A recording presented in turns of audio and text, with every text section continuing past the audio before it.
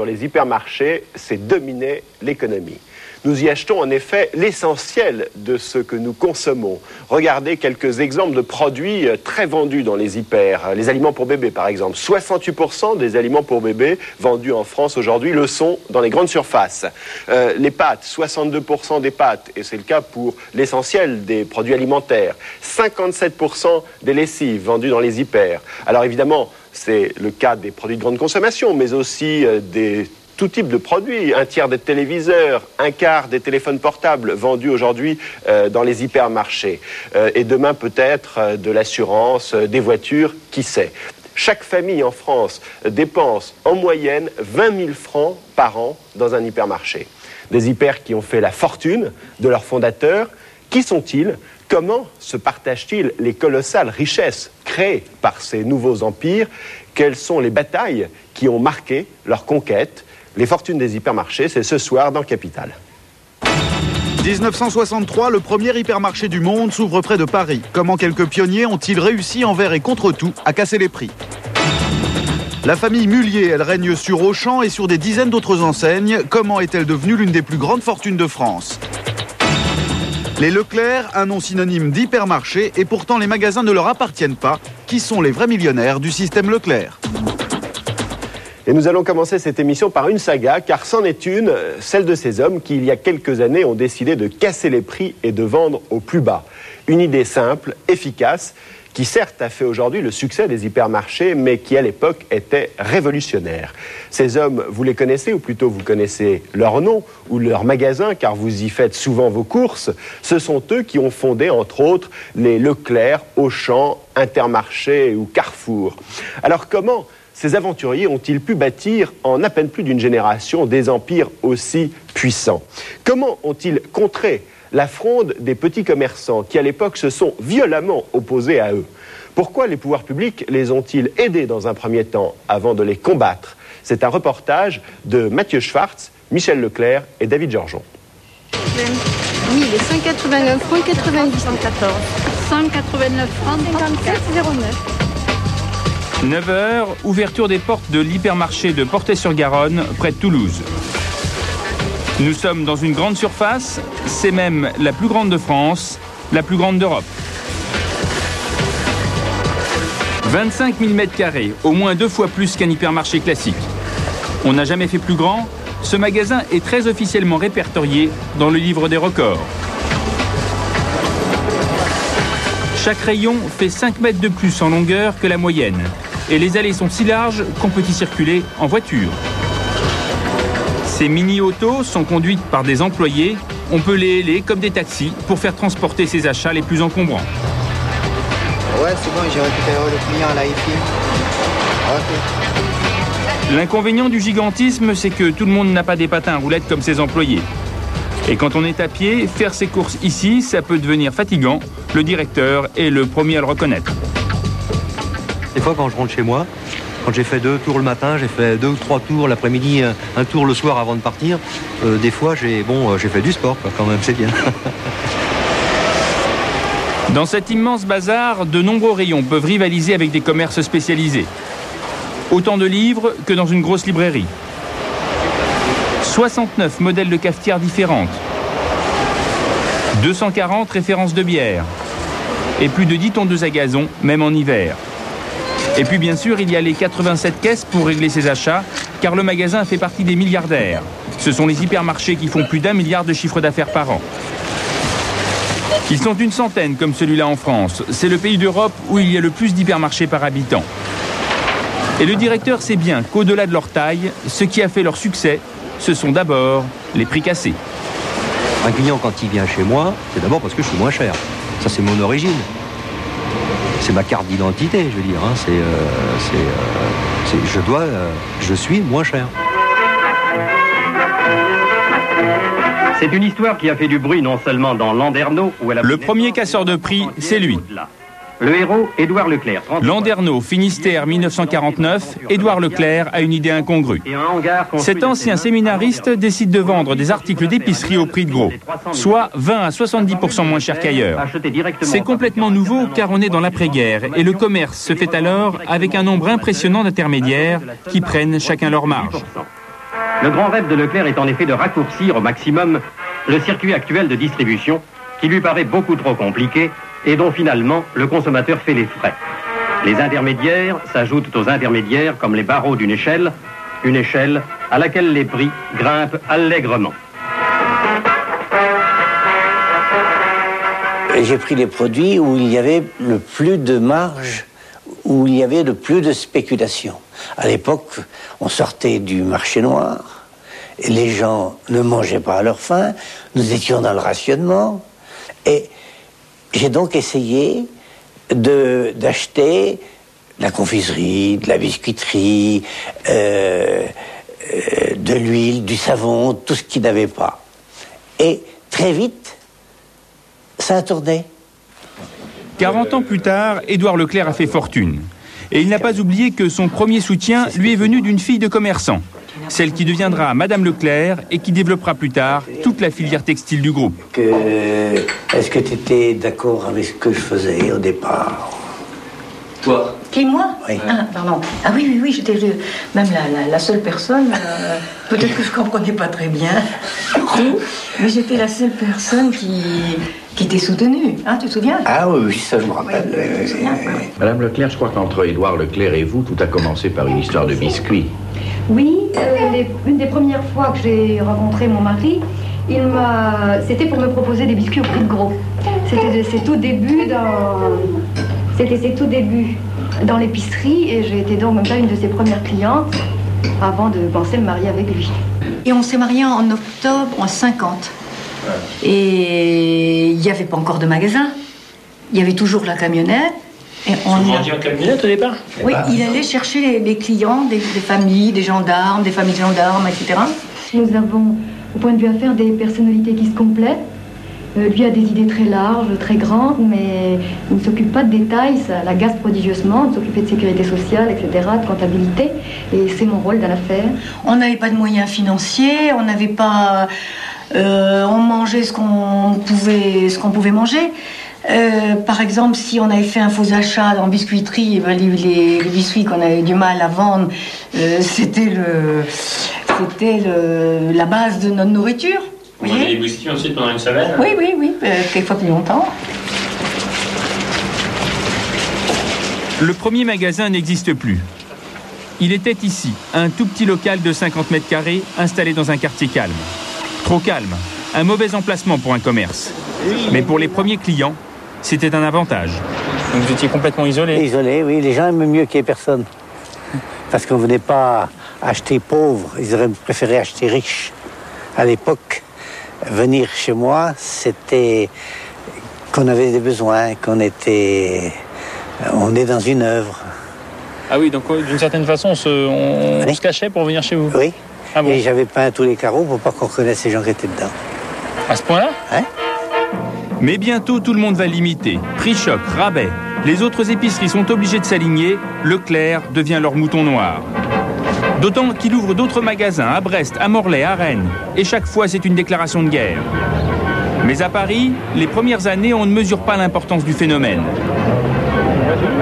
Quand nous avions des réunions entre directeurs commerciaux, que je montais à Paris, que je parlais du phénomène Leclerc, on rigolait. On ne prenait pas Leclerc au sérieux, car c'était limité, c'était un phénomène breton.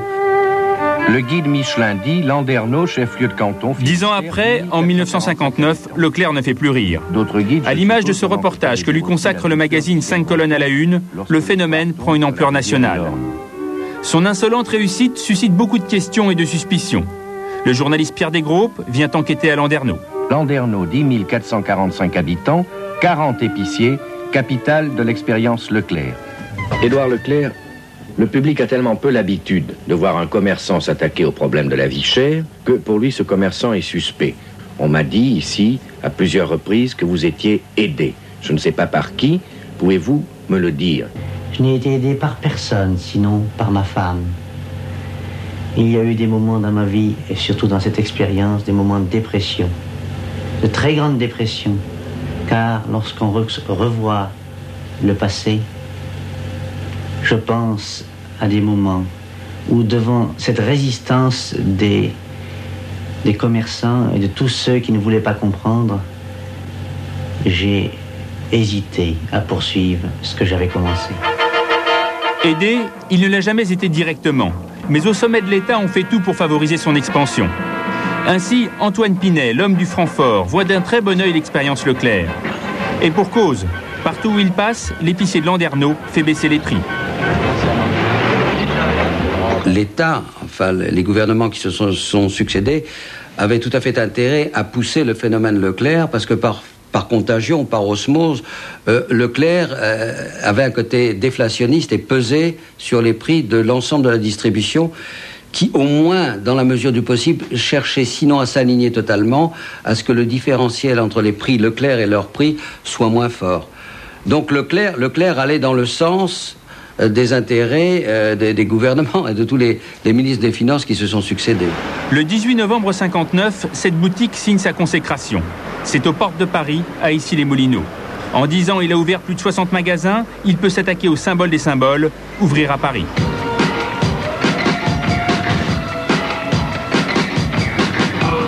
L'ouverture est un événement national. Tous les journaux en parlent. Paris Match lui consacre même un reportage de 5 pages, comme une star de cinéma. Mais sous le papier glacé, la bataille fait rage. L'ouverture est suivie d'une conférence de presse dans un café. Ce document est malheureusement muet. Face à Édouard Leclerc, Maurice Vigneault, président du syndicat de l'épicerie française. Il insulte Leclerc, il le traite de vendu, de Judas, valet des trusts, guignol. On nous empêchait de parler. Et il voulait expliquer aux gens qu'on était, qu'on ne travaillait pas normalement. Qu'on ne payait pas nos impôts, que s'il n'y avait pas une subvention d'État, on ne tournerait pas. C'était une bataille psychologique, dans la mesure où vous aviez autour de ce magasin, je crois, 200 camions de garde mobile pour empêcher les manifestations. Il y avait une organisation politique pour montrer que le gouvernement voulait nous aider. La première difficulté de Leclerc, c'est d'obtenir des marchandises. Car de nombreux fournisseurs refusent tout simplement de le livrer. Pourquoi ? Parce que les autres commerçants font pression pour étrangler ce casseur de prix.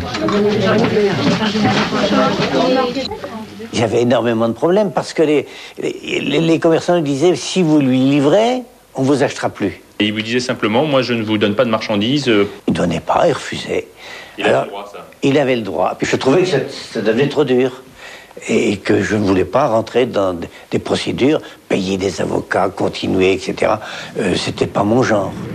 Le genre de Leclerc, c'est de s'adresser directement au lieu. Exemple avec la fameuse ouverture de Paris. Un mois avant, il n'avait pas hésité à faire pression sur le gouvernement pour s'assurer que ses fournisseurs le livreraient bien.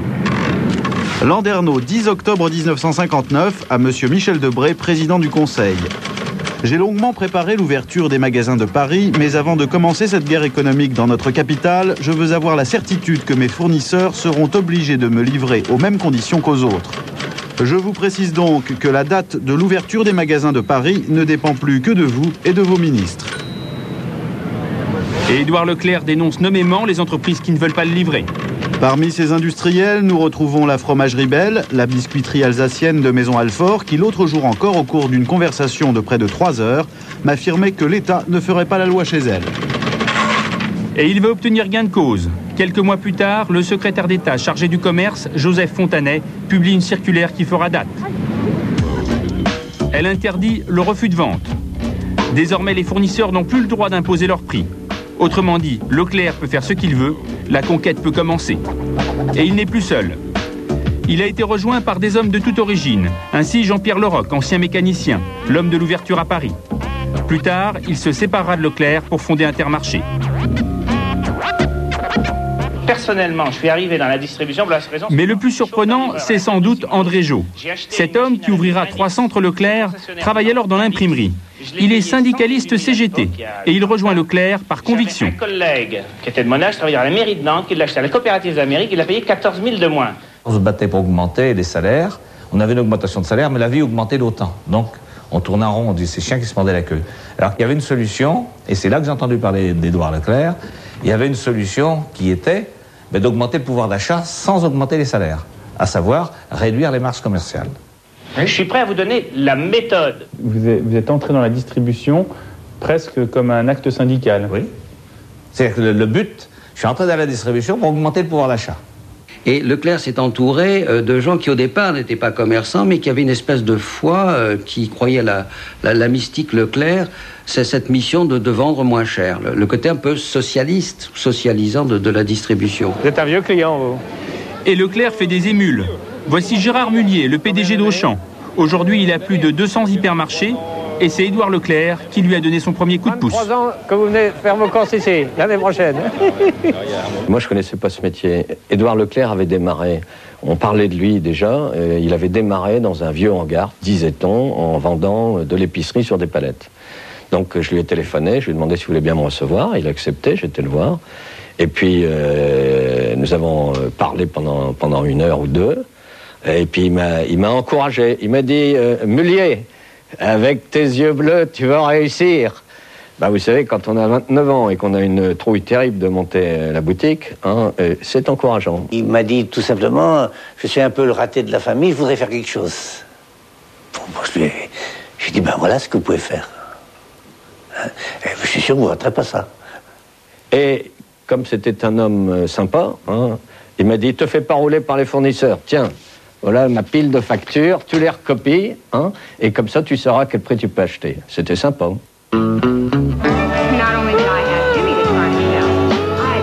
À la même époque, aux États-Unis, c'est les années 60, la société de consommation.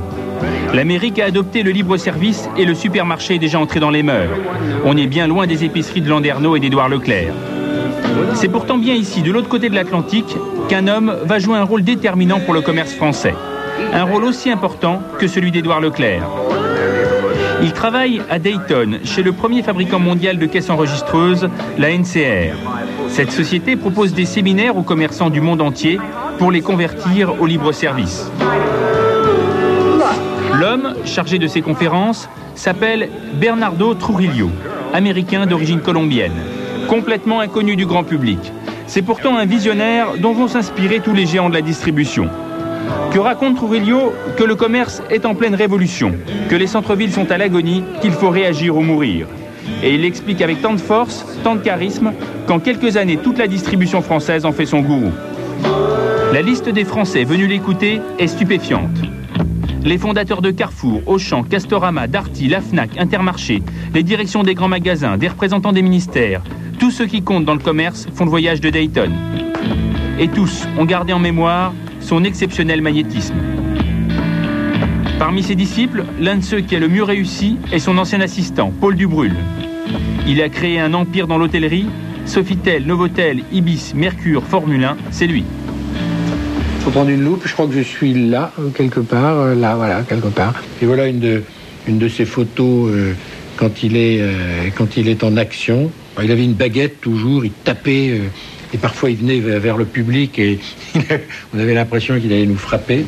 Il avait un talent exceptionnel de comédien et il nous a dit que ça se passerait en Europe comme ça se passait aux États-Unis, avec toute la verve d'un Sud-Américain, c'était Sud-Américain, il était extraordinaire. Moi, il m'avait subjugué. Quand j'ai rencontré, j'avais 25 ans, j'avais pas d'argent, il me disait... Paul, si tu veux bien travailler avec moi, je te dirai comment tu peux devenir riche sans avoir d'argent. Et il me l'a dit, et il m'a dit ce qu'il fallait faire. Je l'ai fait, puis après tout, je m'en suis pas si mal sorti. La méthode Trujillo, c'était les formules choc. En voici quelques-unes des plus célèbres rapportées du voyage de Dayton. Faites du cirque en permanence. Empilez haut et vendez à prix bas. Les pauvres ont besoin de prix bas, les riches adorent les prix bas. Ne construisez pas un magasin pour vous faire plaisir, mais pour faire plaisir à vos clients. Reste la plus célèbre d'entre toutes, no parking, no business. Pas de parking, pas de business. Et ça, c'est resté vrai. Nous, on en a été tellement convaincus qu'on a acheté des hectares et des hectares de terre autour de chaque hypermarché pour que jamais nos parkings ne soient trop petits. Trujillo disait... Comment voulez-vous? Vous avez des usines à produire des marchandises et vous vendez encore à la main dans des petites boutiques. Il y a des usines à fabriquer, il faut des usines à vendre. Et les usines à vendre, ce sont les hypermarchés. L'événement se produit en 1963. Sainte-Geneviève-des-Bois, en grande banlieue parisienne. Un grand parking comme aux États-Unis, des prix cassés comme chez Leclerc, le tout sur 2300 mètres carrés. Ce carrefour est le premier hypermarché du monde. Ces deux femmes s'en souviennent bien. Là, il n'y avait pas de garage, là. Ah non, le garage n'existait pas. Il y avait juste à droite, Jacqueline, employée retraitée, et à gauche, Anne-Marie, toujours comptable à Sainte-Geneviève-des-Bois depuis 35 ans. Toutes les deux étaient déjà là en 63, à l'ouverture du magasin. Et tout de suite, il y a eu du monde. Oh, la foule. Ah oui. Tout le monde allait dans tous les sens. Tout le monde disait, oh là, c'est bien, c'est pas cher, c'est pas vrai. Ah si, ils étaient contents, les gens. Hein. Puis nous aussi, par contre. Hein. C'est loin, les gens en voiture? 80 km si c'est pas plus. Oui. Ah oui. Et les gens se regroupaient dans les voitures pour faire leurs courses. Et la voiture, elle partait vraiment chargée. Hein. C'était nouveau d'avoir des vêtements dans un magasin? Ah oui, tous au même poids, oui, parce que nous, c'était du jamais si on vu, n'allait pas à Paris, on ne s'habillait pas par ici. Hein. Alors l'attente en caisse, c'était vraiment, je veux dire, de la caisse presque au fond du magasin. C'était vraiment spectaculaire. Et tout se passait, je veux dire, dans la joie et la bonne humeur. Ouais, tout le monde était content. Dans ce magasin laboratoire, les fondateurs n'oublient pas de tester les préceptes de Bernardo Trujillo. Souvenez-vous par exemple de la formule « Faites du cirque en permanence ». On faisait des promos de camembert, admettons, et ben on montait ça sur palette, on faisait une tour Eiffel, on faisait l'Arc de Triomphe, tout ça, et ils avaient le plaisir de regarder. Et puis après, ils prenaient les fromages au fur et à mesure, quoi. Mais la pile, elle était vite faite. Les fondateurs sont issus de deux familles de commerçants, les Fournier d'Annecy et les Desforêts de Lagneux, dans l'Ain. Ils sont tous allés écouter les séminaires de Trujillo. Au retour, ils ont acheté un drôle de terrain en région parisienne. Un terrain au milieu des bois, dont personne ne veut. Impossible de faire un magasin rentable dans un coin pareil. Il y avait un emplacement qui était disponible et qui avait été étudié par les magasins populaires. Et ils avaient dit, compte tenu de la taille de la ville, il faut faire un petit magasin car le marché n'est pas très gros. Et Carrefour a eu le raisonnement contraire. Il a dit, compte tenu de la taille de la ville, qu'il ne nous suffit pas pour faire un grand magasin, il faut qu'on le fasse encore plus grand pour qu'on attire les villes d'à côté. Et ça marchait. No parking, no business, la leçon a été bien retenue. Il y a 350 places destinées aux voitures, il y a même une pompe à essence. Pour la première fois, on peut faire ses courses en caddie. Le magasin qui ne s'appelle pas encore hypermarché est 3 fois plus grand que tout ce qui se fait à l'époque. Mais ce qui n'existe encore nulle part ailleurs dans le monde, c'est le principe du tout sous le même toit. Pour la première fois, les clients trouvent dans un même magasin du frais et du non frais, de l'alimentaire et du bazar, de l'électroménager et du textile. 14 ans après Leclerc, c'est une nouvelle révolution pour les consommateurs. Et comme pour Leclerc, les fondateurs sont bien les seuls à y croire. Alors là, c'est pire que tout. C'est pire que pour Leclerc. C'est-à-dire que là, c'est vraiment pendant 2-3 ans le mépris. Le mépris parce que tout le monde a dit la formule Renault, ça ne marchera pas. Nous sommes allés voir un grand banquier de la place parisienne et nous lui avons expliqué, peut-être mal, mais nous lui avons expliqué nos grandes ambitions. Quand on a fini notre exposé, il n'avait pas l'air de comprendre. Alors on a recommencé et il nous a coupé la parole. Et il m'a dit, si je comprends bien, jeunes gens, vous cherchez à ruiner vos familles. Ruiner, sûrement pas. Car les disciples de Trujillo ont compris avant tout le monde qu'on entre dans une nouvelle ère de consommation. Les banlieues ne cessent de s'étendre, la voiture devient indispensable. Le réfrigérateur s'impose dans tous les foyers français. On peut désormais conserver les aliments plus longtemps. On peut donc faire ses courses pour plusieurs jours. Toujours prêt pour vous servir. Kelvinator, le réfrigérateur toujours jeune. Le succès de l'hypermarché ne se dément pas. D'autres à leur tour tentent l'expérience. Auchan dans le Nord, Continent en Normandie, Cora dans l'Est. À chaque fois, c'est un nouveau succès.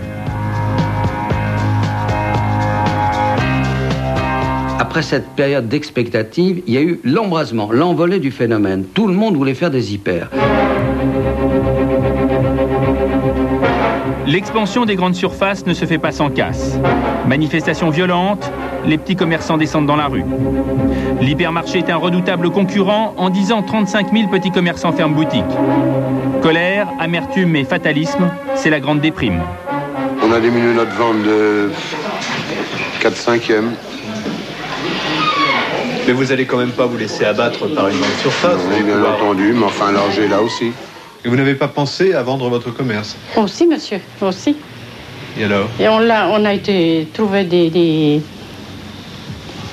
agences. Mais ils ne se sont même pas déplacés. Ils nous ont dit, il n'y a rien à faire. Les petits fonds comme ça, maintenant, c'est mort. C'est ça, moi, qui, à mon avis, est dramatique. C'est que on n'est pas écouté. Tout le monde s'en fout, en haut lieu comme partout.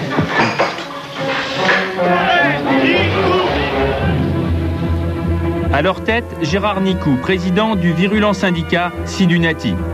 Nicou est plusieurs fois emprisonné, car il n'hésite pas à appeler à la manière forte, comme lors de ce rassemblement au Parc des Princes. C'est-à-dire que vous poussez à l'action de force. Nous repassons, si vous voulez, dans brève échéance, certainement à l'action directe. Ça peut aller très loin. Ça ira loin s'il le faut. Il n'y a pas de problème. Pour nous, il ne s'agit pas de reculer. La violence, si vous voulez, l'escalade n'est pas enclenchée par nous, mais par les pouvoirs publics qui refusent de nous écouter. Donc, dès demain, nous considérons à ce moment-là comme toutes les autres classes sociales. Et puisque le dialogue ne peut pas être résolu autour d'une table de travail, eh bien, nous résoudrons ce dialogue dans la rue. Le climat social se dégrade. Jusque-là, les gouvernements avaient favorisé l'expansion des grandes surfaces, mais les petits commerçants représentent un électorat important. En 1973, sous la présidence de Pompidou, l'État change de camp. Ce sera la mission d'un homme, maire de Tours, député. Jean Royer est nommé ministre du Commerce. Objectif, ramener le calme et maîtriser le développement des hypermarchés. Bonjour. Ce qui est recherché, c'est un équilibre. C'est pour éviter que la puissance des uns n'écrase la faiblesse des autres. Le contexte n'était pas bon. Je me suis engagé sur un terrain truffé de mines. Pourquoi ? Parce qu'il y avait beaucoup de commerçants qui commençaient à être très inquiétés par la prolifération rapide des grandes surfaces.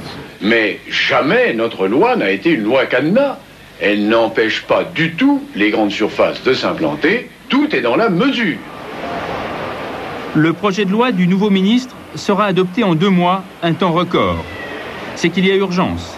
Les débats de l'Assemblée ont lieu sous la pression de la rue. Rendre des comptes à sa circonscription. Gérard Nicou fait bloquer la Seine par les mariniers et appelle ses troupes à harceler les députés. Demain, mais dès ce soir, le téléphone, renseignez-vous de leur numéro de téléphone privé, appelez jour et nuit, sans arrêt, demandez-leur. À partir de ce soir, je ne veux plus qu'un seul des parlementaires dorme en tranquillité. Je veux qu'à partir de ce soir, ils sentent la réprobation générale. Et ils avaient formé un syndicat qui était très virulent, non seulement contre les grandes surfaces, mais contre l'État. Le 27 décembre 1973, la loi Royer est adoptée à la quasi-unanimité. 304 pour, 4 abstentions, aucune voix contre. Désormais, pour ouvrir un magasin de plus de 1000 m², il faut une autorisation administrative. C'est un changement fondamental. Avant, il suffisait d'un permis de construire, facile à obtenir si on a respecté les règles de base. Les conséquences sont immédiates. Dans les 10 premières années, de 1974 à 84, moins de la moitié seulement des candidatures de grandes surfaces a été acceptée par les commissions départementales, nationales ou par l'arbitrage des ministres. C'est un bon résultat, ça? C'était un bon résultat. Sinon, si on était resté dans l'état précédent, où il ne fallait qu'un permis de construire, eh bien, toutes les grandes surfaces auraient été installées. Pour nous convaincre du bien fondé de sa loi, Jean Royer a insisté pour nous emmener devant une grande surface. Une comme il en rêve. Ici, il y a 1000 m² pour elle et 1000 m² pour les petits commerçants. Pas de jaloux. Ici, la grande surface a été intégrée. Et c'est tout à fait différent. D'abord, les gens ne détestent pas ça parce que s'ils veulent acheter autre chose qui ne soit pas dans les rayons de la grande surface, ils le trouvent aussi sur place. Et ça s'appelle centre de vie. Vous avez déjà utilisé un caddie? Non. Non? Jamais? D'ailleurs, j'utilise le moins possible les machines. J'ai même donné mon automobile à un chômeur. Si Jean Royer, ancien ministre du Commerce, n'a toujours pas utilisé un caddie, il doit bien être le seul. Car le développement des grandes surfaces n'a pas été freiné longtemps.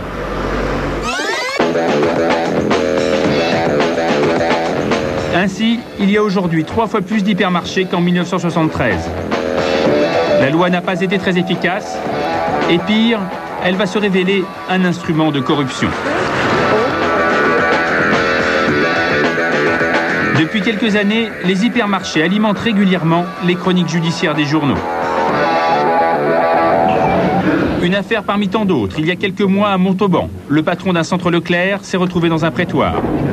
On lui reproche d'avoir soudoyé les élus pour obtenir son autorisation d'ouverture. Lui, il affirme qu'il n'avait pas le choix. Une affaire presque banale, à une époque où les dessous de table sont devenus une habitude. Pour comprendre, il faut revenir sur la loi Royer. Pour ouvrir une grande surface, il faut demander l'autorisation à une commission. Elle est composée de 20 membres, 2 consommateurs, 9 petits commerçants et surtout 9 élus qui ont souvent une influence prépondérante. En cas de refus, on peut faire appel et le dossier remonte jusqu'au ministre du Commerce. 1991, l'heure de vérité. Michel-Édouard Leclerc, fils du fondateur, met pour la première fois les pieds dans le plat. Monnaie une autorisation publique contre un financement. Insoutenable. Donc, Leclerc le dit franchement à la télévision, pour obtenir une autorisation d'ouvrir un magasin, il faut payer. C'est pas un chèque qu'on fait à l'homme politique. Quand vous achetez aujourd'hui clé en main une surface commerciale, que vous l'achetez à un promoteur, vous savez aujourd'hui que dans le coût, il y a un surcoût. Vous savez que quelque part, on vous fait payer 2 ou 3 fois le prix, l'investissement réalisé. Parce que vous savez compter, vous aussi. Quelques mois plus tard, un rapport parlementaire confirme une partie des propos de Leclerc. Les élus demandent des contreparties à l'ouverture d'un hypermarché, et elles sont parfois étonnantes. Michel Bon, président de Carrefour. Ainsi, on nous a demandé une fois de bien vouloir construire une crèche. Paul-Louis Allais, président de Continent. Cela nous est arrivé dans une ville de la région parisienne de financer complètement la construction d'un commissariat de police. Ce n'est pas normal, ce n'est pas dans la loi, mais il y a plus grave. C'est lorsque les compensations vont directement dans la caisse des partis politiques. Jean-Pierre Destrades a été maintenu en détention provisoire. En septembre 1995, un premier masque tombe. Jean-Pierre Destrades est un ancien député socialiste. Il affirme avoir récolté de l'argent pour son parti en échange d'autorisation. Le socialiste raconte comment il serait devenu l'intermédiaire du PS pour collecter des fonds auprès de certaines grandes surfaces.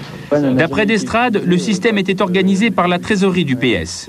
Vous aviez besoin d'une autorisation, on vous garantissait un avis favorable du ministre en échange d'un gros chèque. C'est effectivement du donnant-donnant. On s'assure en quelque sorte d'une décision favorable. On y met une enveloppe qui varie d'un montant compris entre 1 million et 6 millions de francs selon la taille de l'importance et l'importance de l'opération. Et en fonction de cela, on obtient une décision. C'est une sorte d'impôt occulte. Parce qu'il est fixé discrétionnairement et en quelque sorte à la tête du client. L'ancien député socialiste... Au total, Jean-Pierre Destrades aurait récupéré 33 millions de francs pour le financement du PS. La plupart des enseignes seraient concernées. Cette affaire, qui sera jugée au tribunal de Pau, concerne la période du gouvernement socialiste 88-92. Mais il semble que la pratique soit beaucoup plus ancienne. Est-ce que ces pratiques sont nées en 1988 ? Pour ma part, je ne le pense pas. Je pense que les mêmes causes produisant les mêmes effets, les agissements dont nous parlons aujourd'hui sont bien antérieurs. Je pense aussi, et c'est un des éléments du dossier qui apparaît aujourd'hui, que le Parti socialiste n'a pas été touché tout seul par cette gangrène. Ces pratiques vont s'arrêter en 1993. En pleine période des affaires, le gouvernement bérégovois est le premier à réagir. Il réforme les commissions en y introduisant des magistrats. Quelques mois plus tard, le nouveau gouvernement Balladur donne un sévère tour de vis. L'État constate qu'il y a trop d'hypermarchés en France. C'est d'abord le gel des autorisations et puis une nouvelle loi qui restreint de manière draconienne les ouvertures de nouveaux magasins. Trop d'hyper qui tuent les centres-villes, la thèse des petits commerçants revient en force et à la surprise générale, le président de la République lui-même se fait leur porte-parole. La grande distribution, phénomène purement français et qui n'existe pratiquement nulle part ailleurs, peut faire état d'un bilan extraordinairement négatif. S'agissant de la distribution en général, s'agissant de l'équilibre de l'aménagement de notre territoire, s'agissant peut-être et surtout de la convivialité. Depuis, les ouvertures de grandes surfaces ont brutalement chuté. Encore 15 en 96, 19 en 97, seulement 4 l'année dernière et encore ce sont des agrandissements ou des déplacements. De toute façon, pour les pionniers de la grande distribution, la France est déjà un territoire conquis. Ils sont devenus les nouveaux maîtres du commerce. Dans le classement des 20 premières entreprises françaises, on trouve Carrefour, fondé par les inventeurs de l'hypermarché Fournier et des Forêts, Auchan, l'Empire du Nord, toujours aux mains de la famille Mullier, Intermarché, de Jean-Pierre Leroc, l'ancien Leclerc, Leclerc, dirigé par Édouard et son fils Michel-Édouard, et Promodès, le groupe des hypercontinents de la famille Allais. Et il reste encore des terres à conquérir. Voici les images d'ouverture d'un des derniers Leclerc. On se bouscule pour entrer comme au premier temps. Mais ce n'est plus en France, c'est à Lublin, en Pologne. Cédric Ducrot, bonsoir. Bonsoir. Vous connaissez bien les hypermarchés car vous les conseillez, vous leur dites un peu ce que nous pourrions, nous, clients, consommer demain chez eux. Alors, est-ce qu'on a tout vu là en 30 ans, 40 ans, ils se sont installés dans la société de consommation avec des prix bas, avec une offre très large de choix. Qu'est-ce qu'il reste à faire? Est-ce qu'on a tout vu? Tout vu, certainement pas. Ils travaillent sur beaucoup de choses pour continuer à développer les ventes en améliorant la prestation aux clients. On a vu un exemple récent, par exemple, de ce que les hypermarchés cherchent à faire avec les rayons disques. Vous savez, dans les rayons disques, vous avez un système avec des points écoute où vous avez un petit casque pour écouter un certain nombre de CD choisis par le magasin. Et il y a un système maintenant qui permet de prendre n'importe quel disque dans le rayon, d'aller faire lire le code à barre du disque par le système de points d'écoute. Et aujourd'hui, vous pouvez écouter n'importe quel disque du rayon de manière complètement libre dans le magasin. Une sorte de grande audiothèque, quoi. Absolument. Et les premiers à avoir développé ça en France, ce ne sont pas les grands spécialistes comme la Fnac ou Virgin, c'est Carrefour, ce qui montre bien à quel point les hyper cherchent aujourd'hui à aller plus loin. Qu'est-ce qu'ils préparent d'autre ? Beaucoup de choses. Par exemple, vous parliez de la vente d'automobiles, ça fait partie des choses sur lesquelles il y a des projets dans les cartons. Alors, est-ce qu'il y a des formules qui existent dans d'autres pays et qui n'existent pas en France en matière de grande surface et dont on pourrait s'inspirer ? Il y en a beaucoup. Il y a aux États-Unis en particulier énormément de concepts de magasins formidables qu'en tant que client, j'aimerais bien avoir à côté de chez moi. Exemple ? Un exemple comme ça dans le domaine de l'équipement de la maison, le leader américain du bricolage, qui s'appelle Home Depot, a créé un nouveau concept de magasin qui s'appelle Expo, qui sont des gigantesques magasins de décoration où sur 15 000 mètres carrés, vous avez tous les articles de décoration qu'on peut imaginer, mis en scène avec des reconstitutions de pièces. Vous avez des centaines de références de moquettes, des centaines de poignées de portes, 36 types de parquets, d'encadrement de fenêtres, etc. Et vous pouvez venir vous expliquer, je voudrais refaire la chambre du petit, et vous avez un conseiller qui vous guide dans les magasins, qui vous aide à coordonner la couleur de la moquette avec celle du rideau, et ensuite on vient faire les travaux chez vous. Ah oui. Et c'est vrai qu'aux États-Unis, il y a des choses assez étonnantes. On va regarder quelques images d'un centre commercial américain. On se pose la question de savoir si on pourrait voir ça demain en France, d'ailleurs. Dans un mall, le Mall of America, grand comme 200 hypermarchés. C'est pour donner une idée de la taille. Regardez, voilà, vous avez des centres de loisirs, des aquariums géants, tout ça dans ce grand mall. C'est le plus grand aquarium du nord des États-Unis. Alors dans cet immense centre, on fait ses courses, on peut pratiquer ses loisirs, on peut même se marier dans cette chapelle de l'amour qui célèbre jusqu'à 3 mariages par jour. Chaque couple loue la salle par tranche de 20 minutes et choisit sa cérémonie avec ou sans fleurs, avec ou sans musique romantique, avec ou sans limousine. Peut acheter sa bague. Les tarifs varient entre 1 000 et 15 000 francs. On pourrait retrouver demain cela en France ? C'est un petit peu plus difficile. Pour le mariage, j'espère pas. Pour le reste, ce qui est vrai, c'est que les centres commerciaux américains sont très différents des centres français. Aux États-Unis, les centres commerciaux sont des magasins. Les locomotives des centres commerciaux ne sont pas les hypermarchés comme en France. Ce sont des magasins type Printemps ou Galeries Lafayette ou Nouvelle Galerie, plutôt moyen haut de gamme, et pas du tout, comme en France, des hypermarchés qui sont des vendeurs de masse de produits courants. Des casseurs de prix. Et avec un positionnement prix plus agressif, tout à fait. Et ça traduit bien la différence culturelle, ça montre bien comment le commerce s'adapte à la culture du pays, puisqu'aux États-Unis, l'alimentation, donc les produits alimentaires, donc les magasins alimentaires, n'ont pas du tout la même place dans la culture, et ce ne sont pas les locomotives de l'appareil commercial américain. Alors est-ce que demain, d'après vous, les hypermarchés ne risquent-ils pas de souffrir d'Internet ? Aujourd'hui, un Français sur 4 à peu près a un ordinateur, en moyenne un foyer sur 4, à peu près 1 sur 15, 1 sur 20 est connecté à Internet, cette espèce de Minitel géant qui permet aussi de faire ses courses à domicile. Regardez, par exemple, on peut aujourd'hui, sur cet ordinateur, en cliquant, avoir accès directement à des services de grande surface qui vous permettent de faire vos courses à domicile en choisissant directement les produits que vous voulez acheter. Vous pouvez avoir les mêmes réductions, les mêmes coupons de réduction, les mêmes offres de promotion, et vous n'avez pas besoin de vous déplacer. C'est un gain de temps formidable. Alors ça coûte un peu plus cher, évidemment, parce qu'il faut vous faire livrer, mais enfin, pas plus besoin d'aller partir faire ses courses et de perdre parfois plusieurs heures pour faire son marché. Alors, est-ce que ça, d'après vous, c'est une formule à succès ? Dans la distribution alimentaire, c'est-à-dire sur les achats de produits courants, ça marche pas extrêmement bien pour le moment. Ça marche pas. Ça concerne une clientèle relativement limitée de cadres urbains pressés avec un bon pouvoir d'achat qui sont prêts à payer un peu plus cher pour les produits courants. Combien en plus, à peu près ? Vous avez quelques pourcents, vous avez 5, 6, 7, 8, 10% sur le prix du produit supplémentaire, et ensuite, en plus le prix de la livraison si vous achetez pas un minimum d'achat, c'est important. Donc c'est quand même une différence de prix qui pour beaucoup de ménages est un peu excessive. Par contre, il y a des produits sur lesquels Internet apporte véritablement quelque chose de supérieur, on peut le dire, dans une certaine mesure à ce que proposent les magasins. On parlait du disque tout à l'heure. Le disque, c'est typiquement un type de produit où il y a déjà des offres très fortes aux États-Unis et qui viennent en Europe maintenant de vente de disques par Internet, moins cher qu'en magasin dans bien des cas. Le fait de voir le produit physiquement, de le toucher, apporte pas grand-chose en matière de disque, donc le fait d'aller dans le magasin apporte pas forcément énormément de choses. Vous avez un choix plus important sur Internet. Et demain, on peut même imaginer que probablement la technologie existe, on peut le faire. Vous ne commanderez plus un disque, mais vous téléchargerez directement sur votre chaîne Hi-Fi informatique une suite de 1 et de 0 qui représentera le morceau que vous avez commandé et que vous écouterez directement, que vous aurez en mémoire. Voilà, ça c'est une concurrence possible pour certains produits vendus aujourd'hui dans les hypermarchés. Est-ce qu'ils sont allés au bout de la logique des prix ? Ils peuvent encore baisser les prix, les hypermarchés, ou pas, d'après vous ? Les prix sont déjà très bas et les marges très basses, mais par contre, en termes d'animation et de promotion, on verra probablement à la fin de l'année 99 notamment, les plus grosses opérations de promotion qu'on ait jamais vues dans l'histoire de la distribution française, parce que le jeu de la concurrence y incite, et parce que préparation du passage à l'an 2000 qui va être l'objet d'animations très fortes, et on n'aura probablement jamais vu des prix aussi bas en France qu'à la fin de l'année 99. Voilà, alors ces hypermarchés qui aujourd'hui ont une place très importante dans l'économie, c'est intéressant de noter que tous les 30 ans, il y a des secteurs comme ça de l'économie qui occupent les premières places mondiales.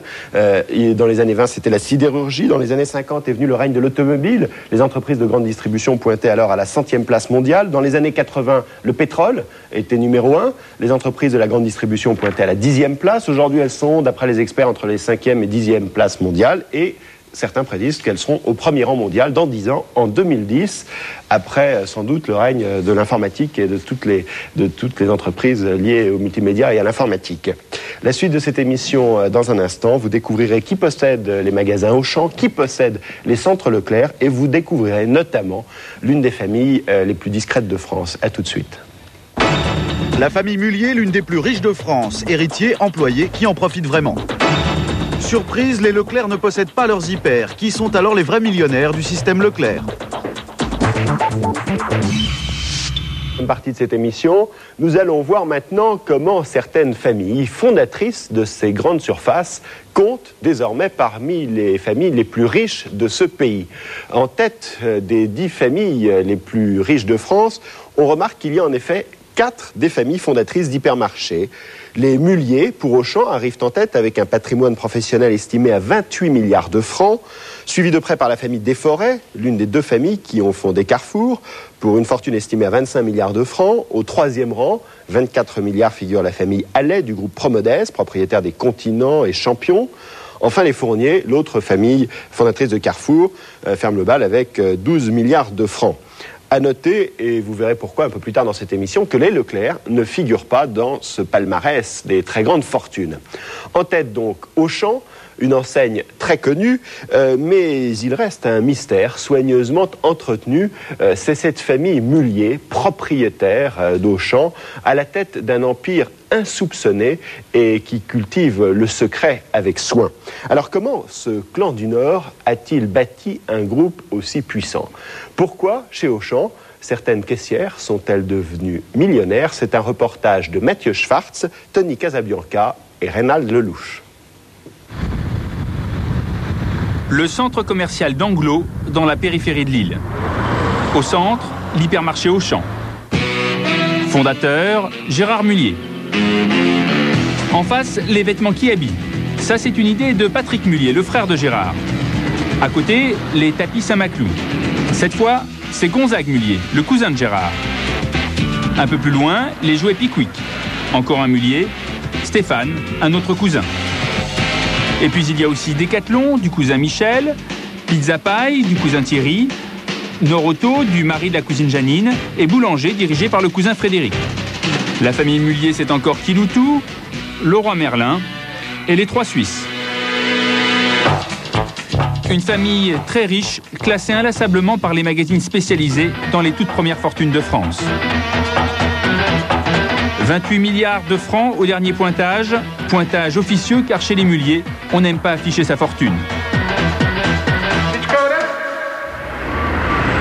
Voici le siège d'Auchan, à Croix, près de Lille. Et voici ce que le fondateur et PDG Gérard Mullier nous a présenté comme son bureau. Pour un milliardaire, c'est un rien dépouillé.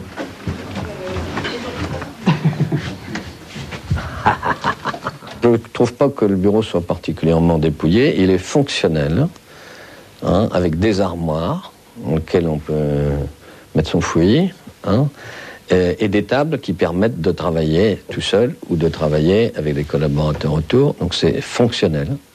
Alors là, et Gérard n'a rien d'une exception. Voici son cousin Gonzague, PDG de Saint-Maclou. Alors le bureau du PDG, ben voilà, vous y rentrez. C'est pas beaucoup mieux. Oui, j'ai un bureau extraordinaire parce que j'ai le soleil le matin, j'ai le soleil le soir, et puis je fais en même temps concierge de la société. Moi, je préfère... Surtout, ne pas étaler sa richesse. C'est donc un principe familial. Chez les Mullier, profiter de son argent, c'est tout, sauf flamber. Jamais. Je jouis tous les jours des fruits de ma fortune, puisque ma fortune a investi dans des affaires me permet de créer tous les jours. Et mon plaisir, c'est de créer. Mon plaisir n'est pas de consommer. On n'est pas riche de ce que l'on a. On est riche de ce qu'on dépense. Ce que j'ai, c'est ce que j'ai avec mes associés, la famille, c'est des murs, c'est des machines, c'est la chance de travailler avec du personnel. Austérité et discrétion, une tradition familiale qui remonte au début du siècle. La saga Mullier prend naissance dans le Nord, le pays des briques rouges et du textile. Elle commence avec le grand-père Louis. Grâce à l'argent de sa femme, ce père de 12 enfants crée 2 filatures. L'une d'elles s'appelle Fildar. Son fils, Gérard, celui qui a un bébé dans les bras, va faire de Fildar le numéro 1 mondial de la laine à tricoter. Et parmi les fils de Gérard, il y a un autre Gérard, c'est le petit blond. C'est lui qui va avoir la réussite la plus éclatante, c'est lui, le futur patron d'Auchan.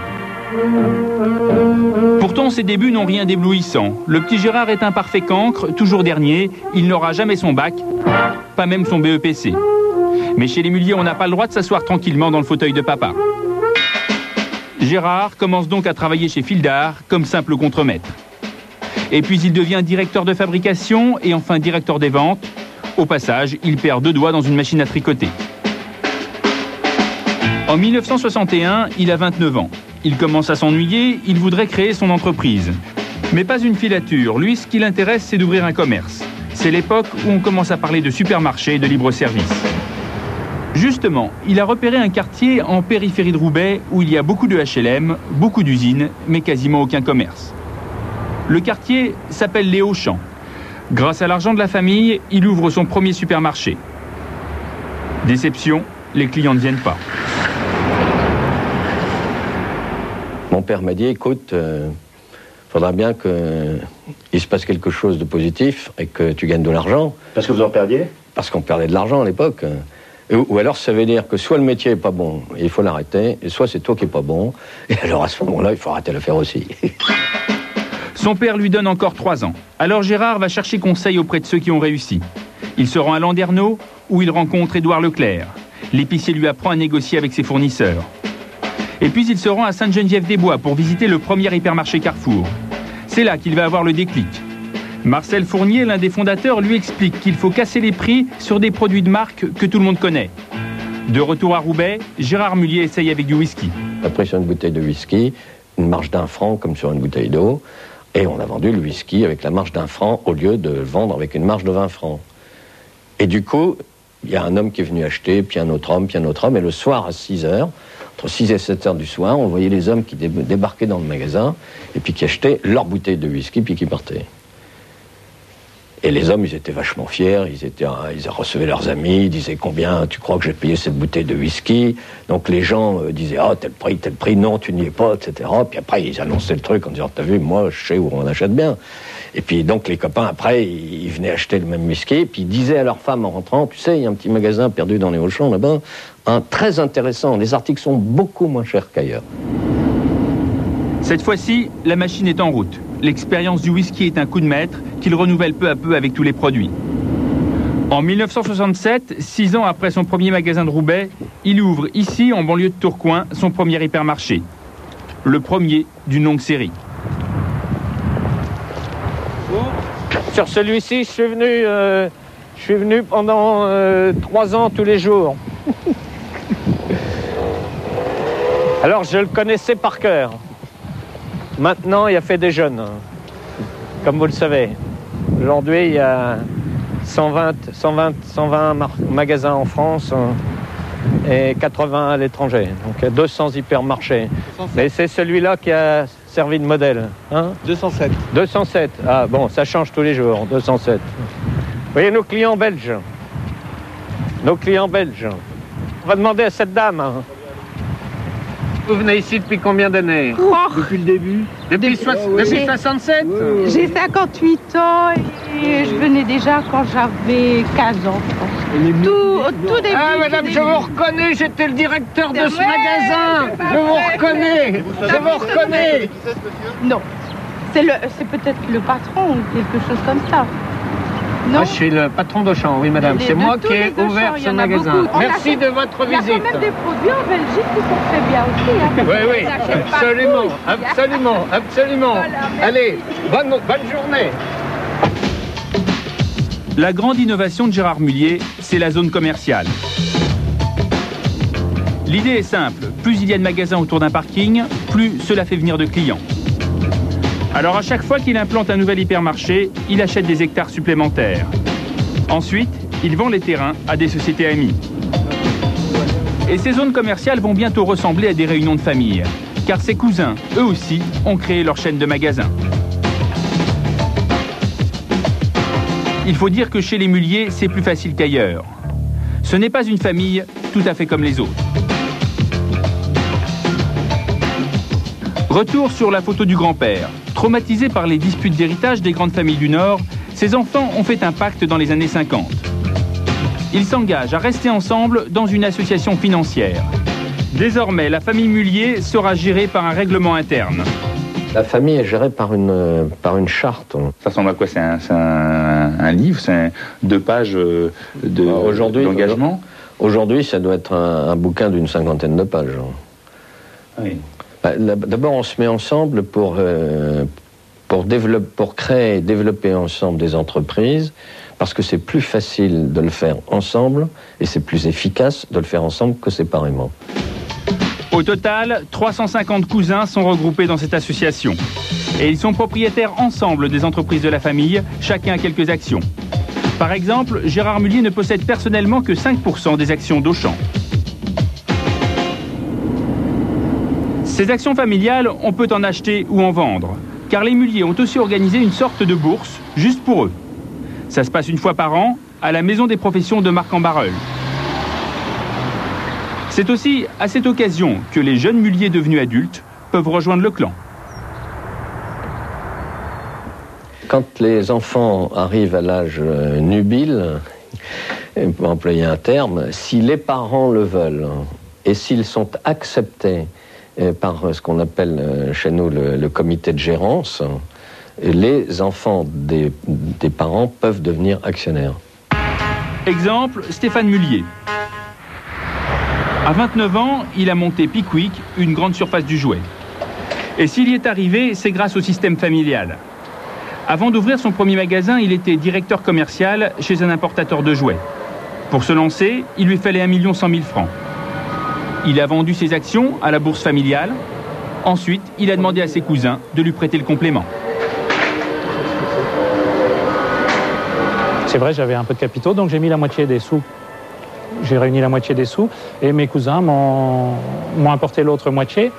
Et puis j'ai démarré comme ça. J'ai fait un emprunt. Et puis 5 ans après, j'ai remboursé mes cousins. C'est donc la holding familiale qui lui a permis de créer cette société. Comme entre-temps, il a remboursé ses cousins, c'est un des rares muliers à être le propriétaire de son entreprise. Et c'est aussi un des rares qui a failli être coulé par ses cousins.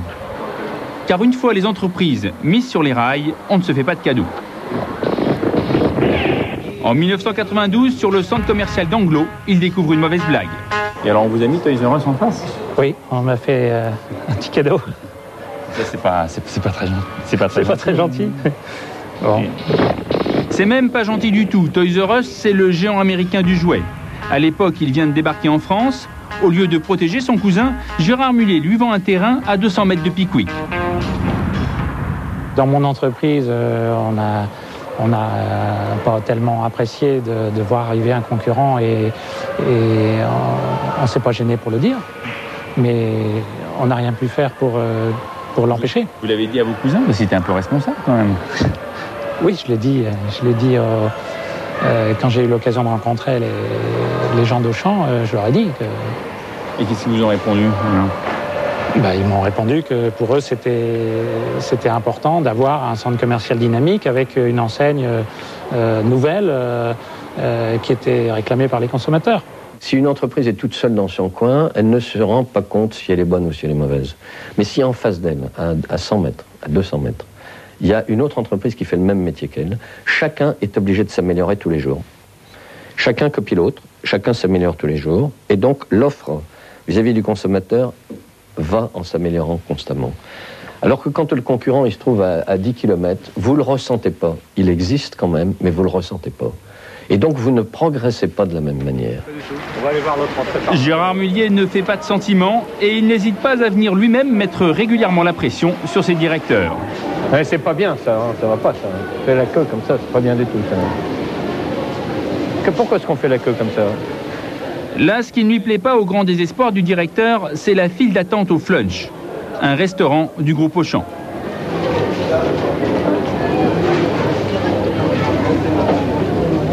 Comment allez-vous? Pourquoi est-ce qu'on fait la queue comme ça? Et parce que j'ai pas encore de free flow, donc la rampe, il y a du monde aujourd'hui. Il y a beaucoup de monde. C'est fou, c'est fou. C'est fou. Et il n'est que midi un quart. Hein. Que midi un quart et le restaurant. Il n'est que midi un quart. Hein. Chez Auchan, on doit pas faire la queue alors? C'est interdit de faire la queue, c'est pas bien. Ça, c'est pas bien. Le succès ne doit pas bouffer du temps au client. Bonjour madame. Vous voyez, ici, on a un truc qui est fantastique. Hein. C'est ce qu'on appelle l'ensachage automatique. Bonjour madame. Vous voyez, l'hôtesse de caisse met directement les produits dans le sac et le client n'a plus qu'à prendre le sac. Et donc ça, c'est beaucoup plus facile pour les clientes et c'est beaucoup moins fatigant. Un brevet maison, ça. Mais il y a une autre spécialité maison dont Gérard Mullier est particulièrement fier, c'est le SBAM.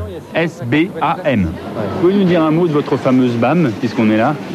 C'est elle qui va vous en parler. Et, mademoiselle, est-ce que vous pouvez expliquer ce que c'est que le SBAM? Il ne sait pas, lui. Alors, le SBAM, c'est sourire, bonjour, au revoir, merci et la formule complémentaire. Donc, en ce moment, c'est bonne fête, bon Noël, bonne année.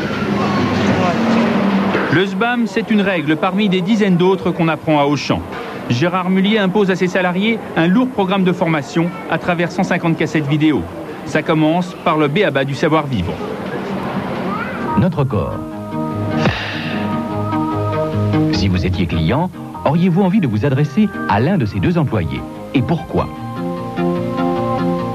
Et chaque personne va suivre dans son magasin 30 séances de formation au métier de 3 heures, 4 heures, 5 heures, à partir des kits de formation qui auront été remis au magasin. Donc effectivement, oui, tous les employés Auchan suivent ces cursus de formation. Et l'une des formations les plus importantes, c'est bien sûr d'apprendre à vendre plus.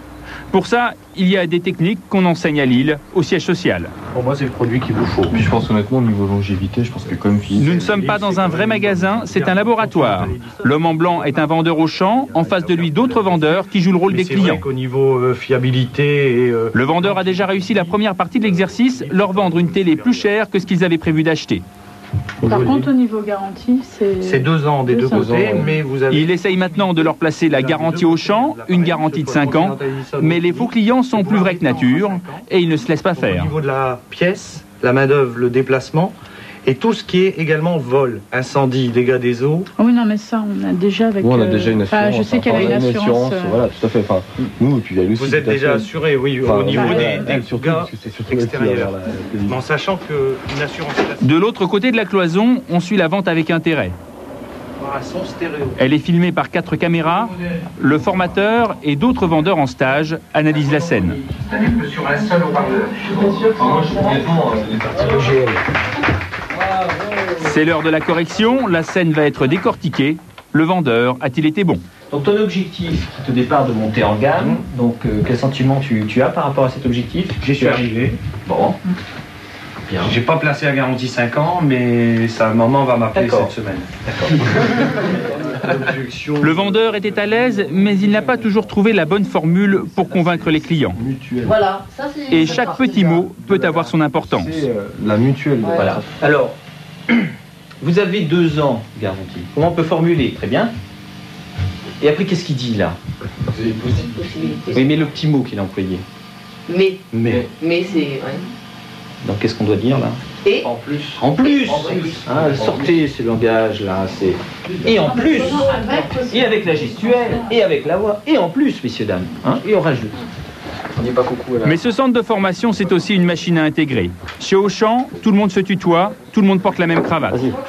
Une façon de bien rappeler qu'on appartient tous à une grande famille.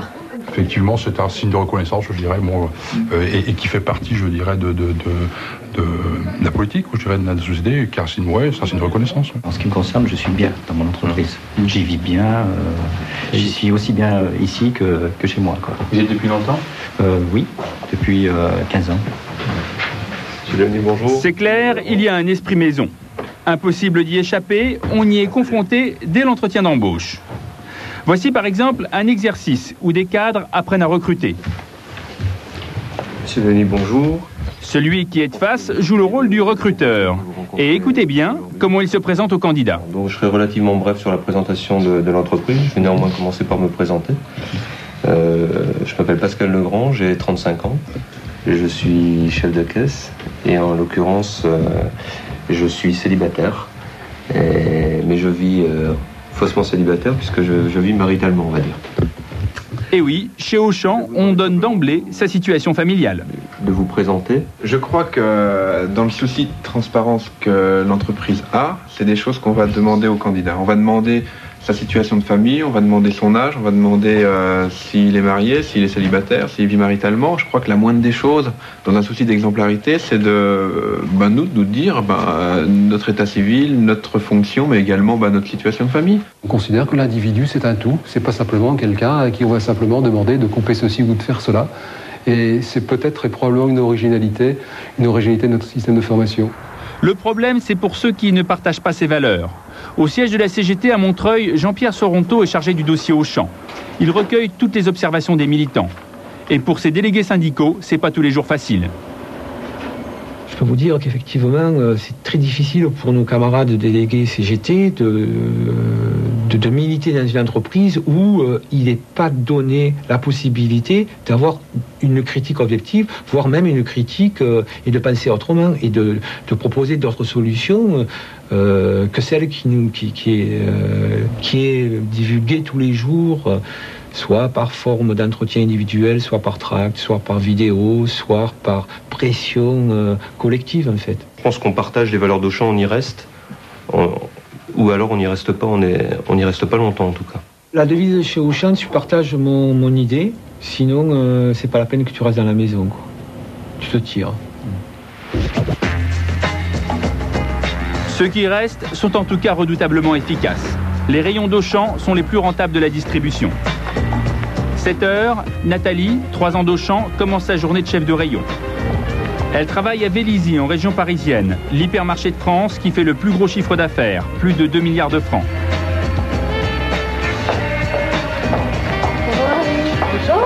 Nathalie a 25 ans. Elle est responsable des livres, disques et vidéos, le plus gros rayon non alimentaire du magasin. Elle est à peine arrivée qu'elle va s'intéresser aux chiffres. premier geste de la journée? Oui, c'est le premier geste. On consulte le chiffre d'affaires de la veille, en fait. Savoir s'il a été bon ou pas. Bah, il est bon. Il est bon. Il progresse à 2 chiffres hier. Et surveiller les chiffres, c'est beaucoup plus qu'une curiosité. Nathalie est directement concernée. Son salaire de base est de 13 000 francs bruts par mois. Mais elle gagne en fait beaucoup plus, car elle a plusieurs primes. Si les clients repartent de son rayon leur caddie bien rempli, si elle atteint ses objectifs de chiffre d'affaires, elle peut déjà gagner 1 mois de salaire en plus. Mais ce n'est pas tout. Lors des pauses à la cafétéria, on ne parle pas de ses vacances ou de ses enfants. 10 plus 18, on peut bien comprendre. Tout le monde a l'air passionné par ces listings. C'est une fois encore le chiffre d'affaires de la veille, analysé rayon par rayon. Et ils sont tous concernés, car si l'ensemble de l'hypermarché de Vélizy fait des bons résultats, les salariés vont toucher une autre prime, la prime de progrès. Si on ajoute les primes, la rémunération variable et les primes de progrès, on peut arriver jusqu'à 17 mois de salaire sur une année. Et ce n'est toujours pas fini, car il y a aussi la participation aux bénéfices de l'entreprise. Auchan donne 2 fois plus que ce que prévoit la loi. L'année dernière, ça représentait 2 mois de salaire. Au total, Nathalie a donc touché l'an dernier 19 mois de salaire. Et ce n'est pas tout, car pour motiver ses troupes toujours plus, Gérard Mullier a encore trouvé autre chose. Mesdames, mesdemoiselles, messieurs, bonjour. Je suis Gérard Mullier, président directeur général d'Auchan. Pourquoi l'actionnariat? Parce que l'entreprise... En 1977, le patron d'Auchan propose en plus à ses salariés de devenir actionnaires.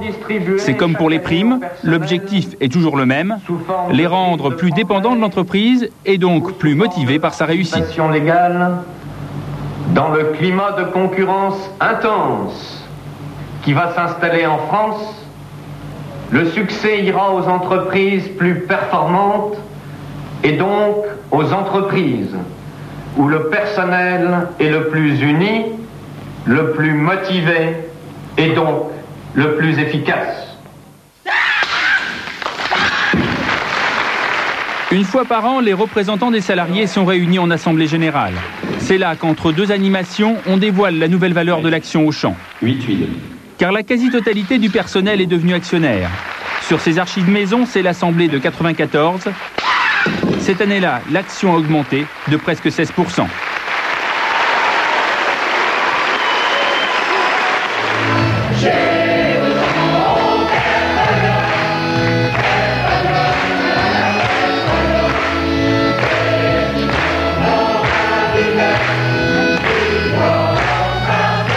Gérard Mullier peut chanter, la valeur de l'action n'a cessé de progresser. Elle valait 12 francs en 77, elle vaut 792 francs aujourd'hui, soit 23 fois plus en tenant compte de l'inflation. C'est ce qu'on appelle un investissement rentable. Aujourd'hui, un quart des salariés a au moins 100 000 francs de placés en actions Auchan. Certains ont même beaucoup plus et Gérard Mullier ne rate évidemment pas une occasion de les mettre en avant. Super, hein, vous avez combien d'années? 28 ans. 28 ans, c'est un jeune. Est-ce que vous êtes actionnaire? Oui, c'est sûr. Et peut-être un gros même. Ça permet surtout de pouvoir investir dans Auchan et puis d'avoir un petit pécule en fin de carrière, comme on dit. Vous avez un petit pécule aujourd'hui ou un gros pécule? J'ai un pécule. Non, mais Auchan, on est discret. Hein, voilà. À Auchan, on est discret. Hein, donc on ne dit pas. Hein, et plus on en a, moins on en parle. Hein. Thérèse, elle, a bien voulu en parler. Il faut dire que c'est une figure de la maison, toujours citée comme référence par le patron. Thérèse a 56 ans, elle est caissière au magasin de Fontenay-sous-Bois, en banlieue parisienne. Vous n'avez pas de gilet rouge, vous? Ah non, jamais. Comment ça se fait? Parce que ça me gêne pour travailler. Et c'est à manche longue. Tout ce qui est manche longue, je ne supporte pas. Je les saliterai pas vite mes manches, alors... Pas de gilet rouge, petit privilège pour une employée exemplaire. Bonjour toi. Ah, Mona, ça fait une paye, ça va? Thérèse est là depuis 22 ans, depuis l'ouverture de ce magasin. Elle travaille toujours à la caisse 32, ça aussi c'est un petit privilège qu'elle a obtenu pour être repérée par ses clients fidèles. Mais elle ne vient plus qu'à mi-temps, ce qui lui fait donc un tout petit salaire. Et merci beaucoup. C'est moi qui t'en remercie. Et bonne journée. Bonne semaine. À mardi? Ouais. Maintenant, je me fais dans les 3000, 3500, 3000, 3400 par là. Brut? Oui, brut. C'est pas lourd, ça. Mais ça me suffit. Ça me suffit. Ça lui suffit amplement même. Son salaire, c'est en fait de l'argent de poche. Car de tous les salariés Auchan, c'est sans doute celle qui a le mieux profité de l'actionnariat. Vous êtes millionnaire. Oh, millionnaire, bon, mais c'est un bien grand mot. On est millionnaire que quand on n'arrive plus à compter ses millions. Mais quand on peut encore les compter sur le bout de 2 doigts, on n'est pas millionnaire. Mais quand même, j'ai le dos au mur, j'ai une poire pour ma soif. Thérèse a près de 2,5 millions de francs placés en actions Auchan. Et ça lui rapporte. L'année dernière, par exemple, avec la hausse de l'action, elle a fait une plus-value de 480 000 francs. C'est 12 fois plus que son salaire. En prévision de sa retraite, elle s'est fait construire une superbe maison dans son pays d'origine, au Bénin, pour 800 000 francs. Elle fait 145 mètres carrés sur 3 niveaux. Il y a 6 chambres à coucher, 2 salons, 7 salles de bain, une belle cuisine. 7 salles de bain? Ouais, je passe chaque chambre à coucher à sa salle de bain et puis à la salle de vie à 2. Et ça fait partie des choses, des rêves que vous vouliez réaliser? Oui. Ouais. Et ça, au moins, quand je quitterai la terre, je laisserai quelque chose à mes enfants. Je laisserai quelque chose de beau. L'actionnariat fait des salariés des vrais militants d'entreprise. Les exemples comme ceux de Thérèse sont en permanence mis en avant et on ne lésine pas sur la communication interne. Moi qui passe, oui, c'est intéressant parce que ça va. Ici, on regarde Télé Auchan et il y a même une chaîne locale juste pour le magasin. Quel est l'avenir du GSM? Stéphane, ancien chef de rayon Layette, est présentateur. Création d'un nouvel espace de lingerie féminine. Après 5 mois d'exploitation, l'heure est au bilan avec une interview de Lucette. Le magasin l'emploie à plein temps pour faire un journal de 10 minutes par mois. Avant de développer les titres, retrouvons Jean-Marc Poignon, notre directeur. La cassette est diffusée dans tous les services. Là, c'est le rayon de Nathalie. Au programme, un message du directeur sur les fameuses primes de progrès. On a encore une fois le regard fixé sur le résultat. Et puis, bien sûr, en conséquence, une baisse des primes de progrès. Avant de rentrer chez elle, Nathalie fait quelques courses. Petit privilège du salarié maison, elle recevra en fin de mois un chèque de 5% du montant de ses achats en magasin.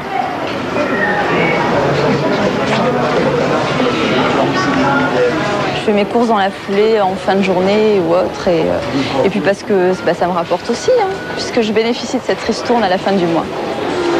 Et en plus, ça rentre dans le chiffre d'affaires.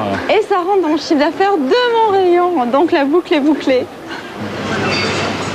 La boucle est même très bien bouclée. Dans ce magasin, elle est à la fois vendeuse, consommatrice et propriétaire.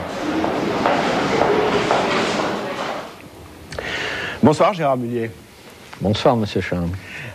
Votre présence est assez exceptionnelle car vous parlez peu, vous avez la réputation de cultiver un goût prononcé pour le secret, vous et votre famille. On a vu dans ce reportage comment en un peu plus d'une génération vous avez bâti quasiment un empire de la distribution. Si c'était à refaire, est-ce que vous referiez pareil ? Je fais référence à une phrase du président de la République dans le reportage qui a précédé celui-là, dans la première partie, qui lui jugeait le bilan de la grande distribution négatif. Alors j'imagine que vous avez un bilan tout à fait différent à opposer. Si tout était à refaire, est-ce que vous referiez les choses à l'identique ? Je pense que ce qui est fait et que d'aller se poser des questions sur ce qui existe, c'est oiseux. Ceci dit, un président de la République et les personnes qui l'entourent n'ont jamais été, depuis fort longtemps, à l'abri du besoin. Et nous avons monté des entreprises qui ont permis d'améliorer le pouvoir d'achat des populations. Et si c'était à refaire, je le referais. Et si c'était à refaire, je le referais dans d'autres activités que celles que j'ai faites. Mais je n'ai pas terminé ma vie, et donc, aujourd'hui, avec le problème du chômage, je referai des choses qui iront dans le même sens. Alors justement, c'est vrai que vous avez fait gagner du pouvoir d'achat vous et tous ceux qui ont créé les hypermarchés. En même temps, cette croissance, certains jugent qu'elle a été sauvage, qu'il y a un revers de la médaille, que la contrepartie de ça, ça a été de presser les prix sur les fournisseurs. Alors ceux qui ont pu suivre, tant mieux, et puis les autres, eh ben, ils sont passés. Il y a eu, pardonnez-moi l'expression, des morts. Il y a eu des emplois supprimés aussi. Et tout ça a été fait avec une violence qu'on ne voit pas forcément dans ce reportage. Est-ce que vous l'assumez ? J'assume parfaitement le fait que la vie est évolution constante. D'accord, donc il y a des entreprises qui naissent, d'autres qui meurent, c'est la vie. La vie, c'est que moi, je suis né, j'ai vécu une vie, et un jour, je m'en irai de l'autre côté, et tout le monde fait pareil. Et une entreprise, c'est exactement la même chose. Elle naît, elle se développe, et ensuite, elle meurt. Plus ou moins vite. En Pologne, aujourd'hui, des hypermarchés s'installent, vous parmi d'autres, et les fournisseurs découvrent un peu cette violence de la guerre des prix, comme certains, comme les petits commerçants, ou comme certains fournisseurs l'ont découvert en France il y a quelques années. Ils posent la question de savoir, et je vous pose la question, c'est ce qu'ils disent, savez-vous quelle est la différence entre un patron d'hypermarché et un terroriste ? Écoutez, quand quelqu'un a de la terreur, ce n'est jamais que de la terreur à l'intérieur de lui-même. Moi, quand j'ai démarré l'hypermarché, j'ai démarré sur un magasin de 600 mètres carrés, qui était à peine plus grand que ce qui existait à l'époque. Et les clients sont venus parce qu'on a rendu un meilleur service que ce qui existait. C'est-à-dire qu'on leur a permis d'améliorer leur pouvoir d'achat quand ils venaient acheter chez nous. Nous n'avons pas tué les autres. C'est les autres qui ne se sont pas adaptés au prix qu'on faisait. Tout le monde pouvait le faire. D'ailleurs, la grande majorité de la France a évolué, et vous pouvez constater aujourd'hui qu'il y a, bien entendu, beaucoup plus de commerçants en grande surface en France qu'il n'y en avait à l'époque en question. Et les gens qui sont contents, c'est les gens qui ont profité des prix, et les gens qui sont mécontents, c'est ceux qui ont voulu continuer à travailler avec soit des produits, soit des marges qui n'étaient pas adaptés à ce que voulait la clientèle. Alors, ils ont eu la terreur, mais il ne faut pas comparer ce qui s'est passé dans l'évolution, parce qu'on a eu aussi la terreur quand on a industrialisé le textile. Il y a eu les soyeux de Lyon qui se sont mis en grève à une époque donnée. Pour finir la blague, ils disent avec un terroriste, au moins on peut négocier. Sous-entendu, dans un hypermarché, c'est plus difficile. Mais c'est une... Mais monsieur, tout le film qu'on a vu est l'expression d'une négociation constante avec notre personnel, une négociation constante avec nos fournisseurs, et ceux qui respectent. Vous savez, vous parlez des fournisseurs. Vous savez, les fournisseurs, c'est quoi? C'est soit un monsieur qui nous livre, et il est content, soit un monsieur qui ne nous livre pas, il voudrait bien qu'il nous livrait, et il n'est pas content, soit un monsieur qui nous a livré, et qui a eu un concurrent qui était plus efficace que lui, et qui ne nous livre plus, et qui n'est pas content. Mais si nous vivons en France, et dans beaucoup d'autres pays dans le monde, c'est bien qu'on est livré par des fournisseurs.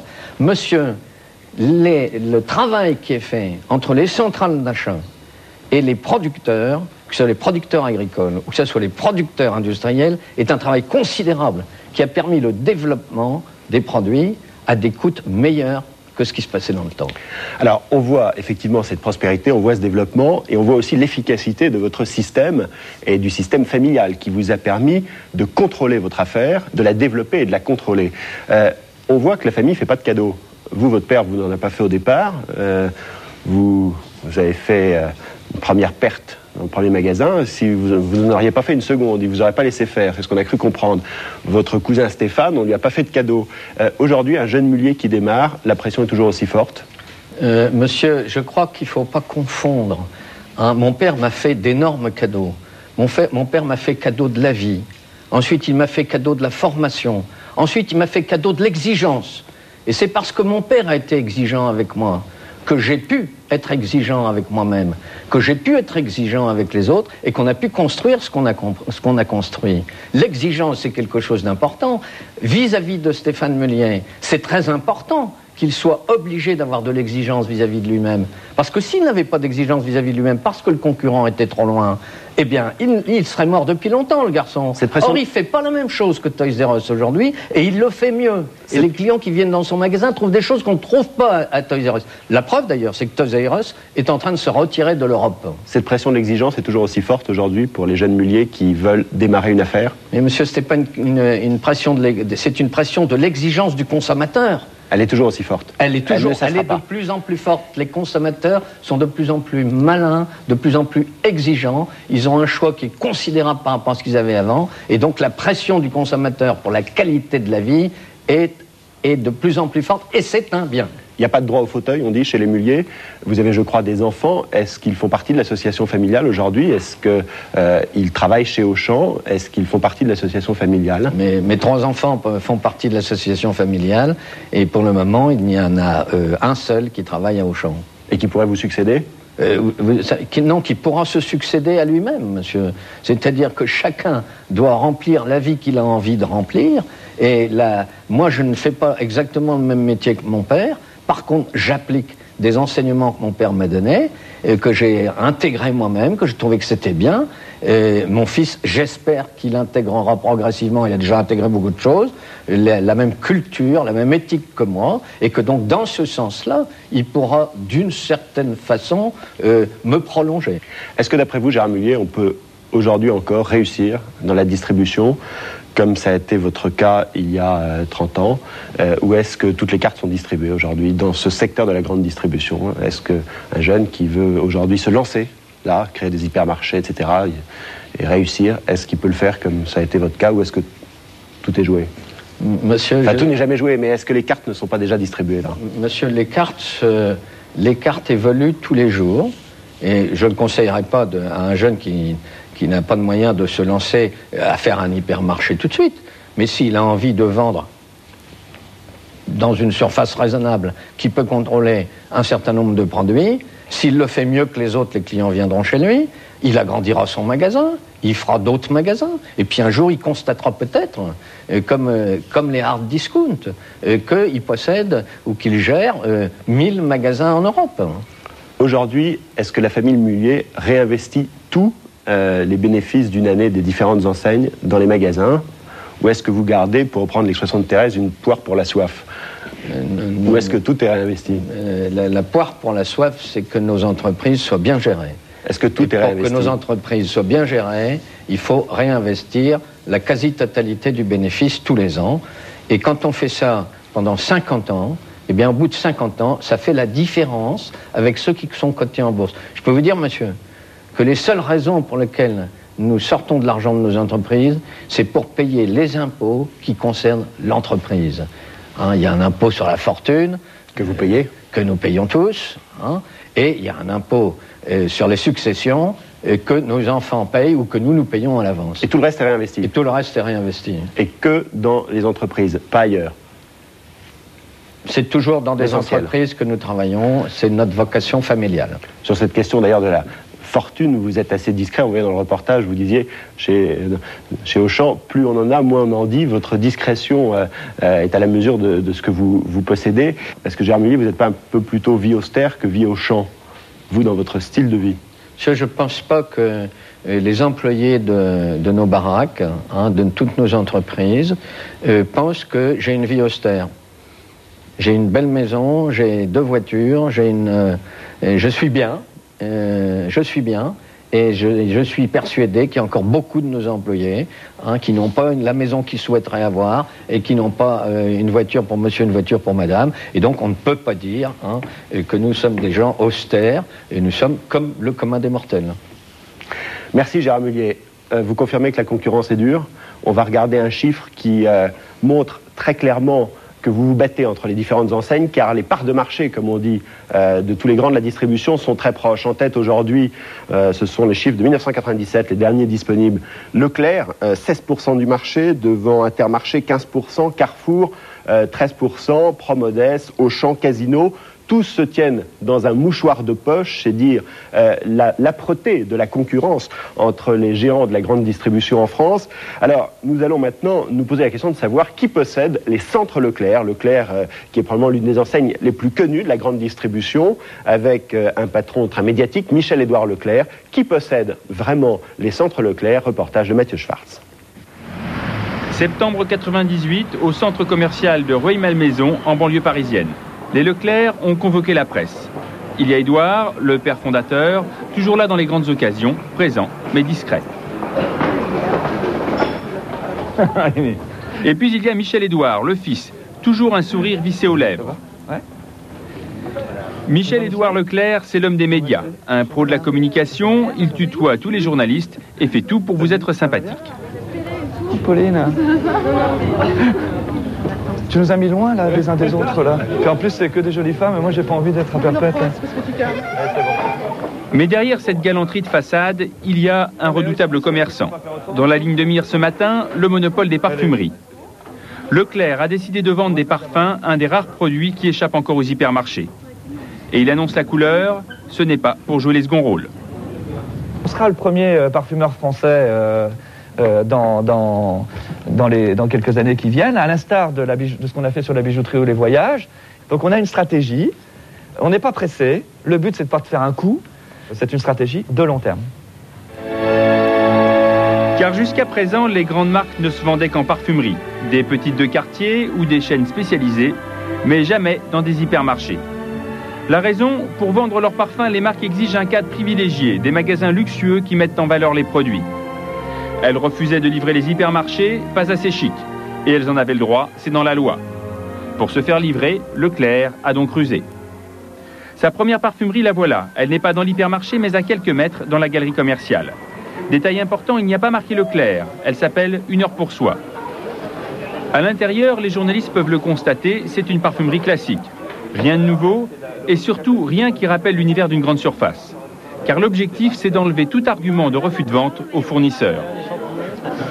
Il se trouve que pour rentrer sur ce marché, on nous impose la loi, l'attitude des parfumeurs, on nous impose les canons, les critères de la parfumerie classique. Donc on reproduit ici tout ce qu'il y a dans les contrats des parfumeurs. Par exemple, ces meubles à la marque de l'enseigne, on peut trouver ringard, ou en tout cas pas moderne, mais comme le fabricant l'a exigé, on est obligé de l'avoir. Il y a des exigences sur l'éclairage, sur le sol, sur les... Tout ce qui concerne la présentation des produits, la mise en valeur des marques, les éclairages, les codes couleurs, tout doit aujourd'hui passer sous les fourches codines du grand inquisiteur parfumeur. Présentoir ringard, grand inquisiteur, voilà une drôle de façon de traiter ses fournisseurs. Mais Leclerc aime bien la provoque. Et comme il a respecté toutes les règles, on a bien été obligé de le livrer. Surtout que les prix sont à peine moins chers qu'ailleurs. Du moins pour l'instant, car Michel-Édouard s'en cache à peine, ce n'est qu'une ruse de plus. Ça marche. Oui, non, mais bien sûr que ça marche. Voilà, une fois livré, une fois qu'on a respecté tous les critères objectifs de la distribution sélective, qui pourra nous opposer un refus de vente parce qu'un consommateur aura trouvé qu'on était moins cher qu'un autre. Sur quelle base juridique et comment pourrait-il le justifier? Et donc là, il y a un côté loup dans la bergerie, là. Ça veut complètement, c'est complètement tactique. La provoque, c'est une spécialité maison. Vous ne connaissez pas le patron de Continent ou de Carrefour, vous ne pouvez pas avoir raté Leclerc. Parce que vous savez compter, vous aussi. Non, il est sur tous les plateaux de télé et cultive une image de Robin des Bois des consommateurs. Il faut quand même pas prendre les gens pour des imbéciles. Son credo, c'est la lutte contre les monopoles. Et il a commencé avec l'essence. Le jugement de la Cour d'appel de Paris... Sur ces images, il a 31 ans. C'est à l'époque que le grand public l'a découvert. Nous sommes en 84, les centres Leclerc cassent les prix, moins 30 centimes sur le super. Et c'est Michel-Édouard qui est chargé de croiser le fer avec l'État et les pétroliers. Les centres Leclerc qui voulaient mener un combat sur les carburants sont venus me chercher en me disant tu connais peut-être rien en pétrole, mais en toi au moins on a confiance, on n'aura pas en sous-main des gens qui sont payés par les compagnies pétrolières. Et voilà, ils m'ont demandé de monter une société d'importation pétrolière pour pouvoir avoir les moyens de vendre moins cher. Ça a été mon premier exercice, mon premier test. L'or, le lait pour bébé, le prix du livre. Depuis, il a multiplié les batailles. La plus célèbre, c'est celle contre le monopole des pharmaciens. Leclerc s'est battu pour pouvoir vendre lui aussi des sucrètes ou de la vitamine C. La vitamine C est interdite de vente chez Leclerc.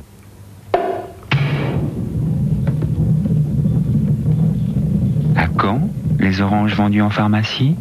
Voilà, bah ça c'est le bureau d'un épicier. Aujourd'hui, le petit Leclerc a un beau bureau et de grosses responsabilités, à commencer par celle de président. Il est aussi fort bien payé, au moins 300 000 francs par mois. Je les empile pour faire croire que je travaille. Pourtant, il n'est que salarié. Il ne possède aucun magasin. Alors, à qui appartient l'Empire Leclerc? Le Palais des Congrès à Paris un lundi matin.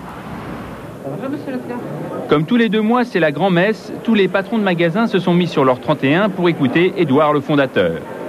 Le propriétaire du groupe, ce n'est pas lui non plus. L'Empire Leclerc appartient en fait aux 450 personnes réunies dans cette salle. Chacun est propriétaire d'un magasin, parfois 2, jamais plus, c'est une règle, même pour Édouard. Le fondateur n'a que 2 hypermarchés à lui dans le Finistère.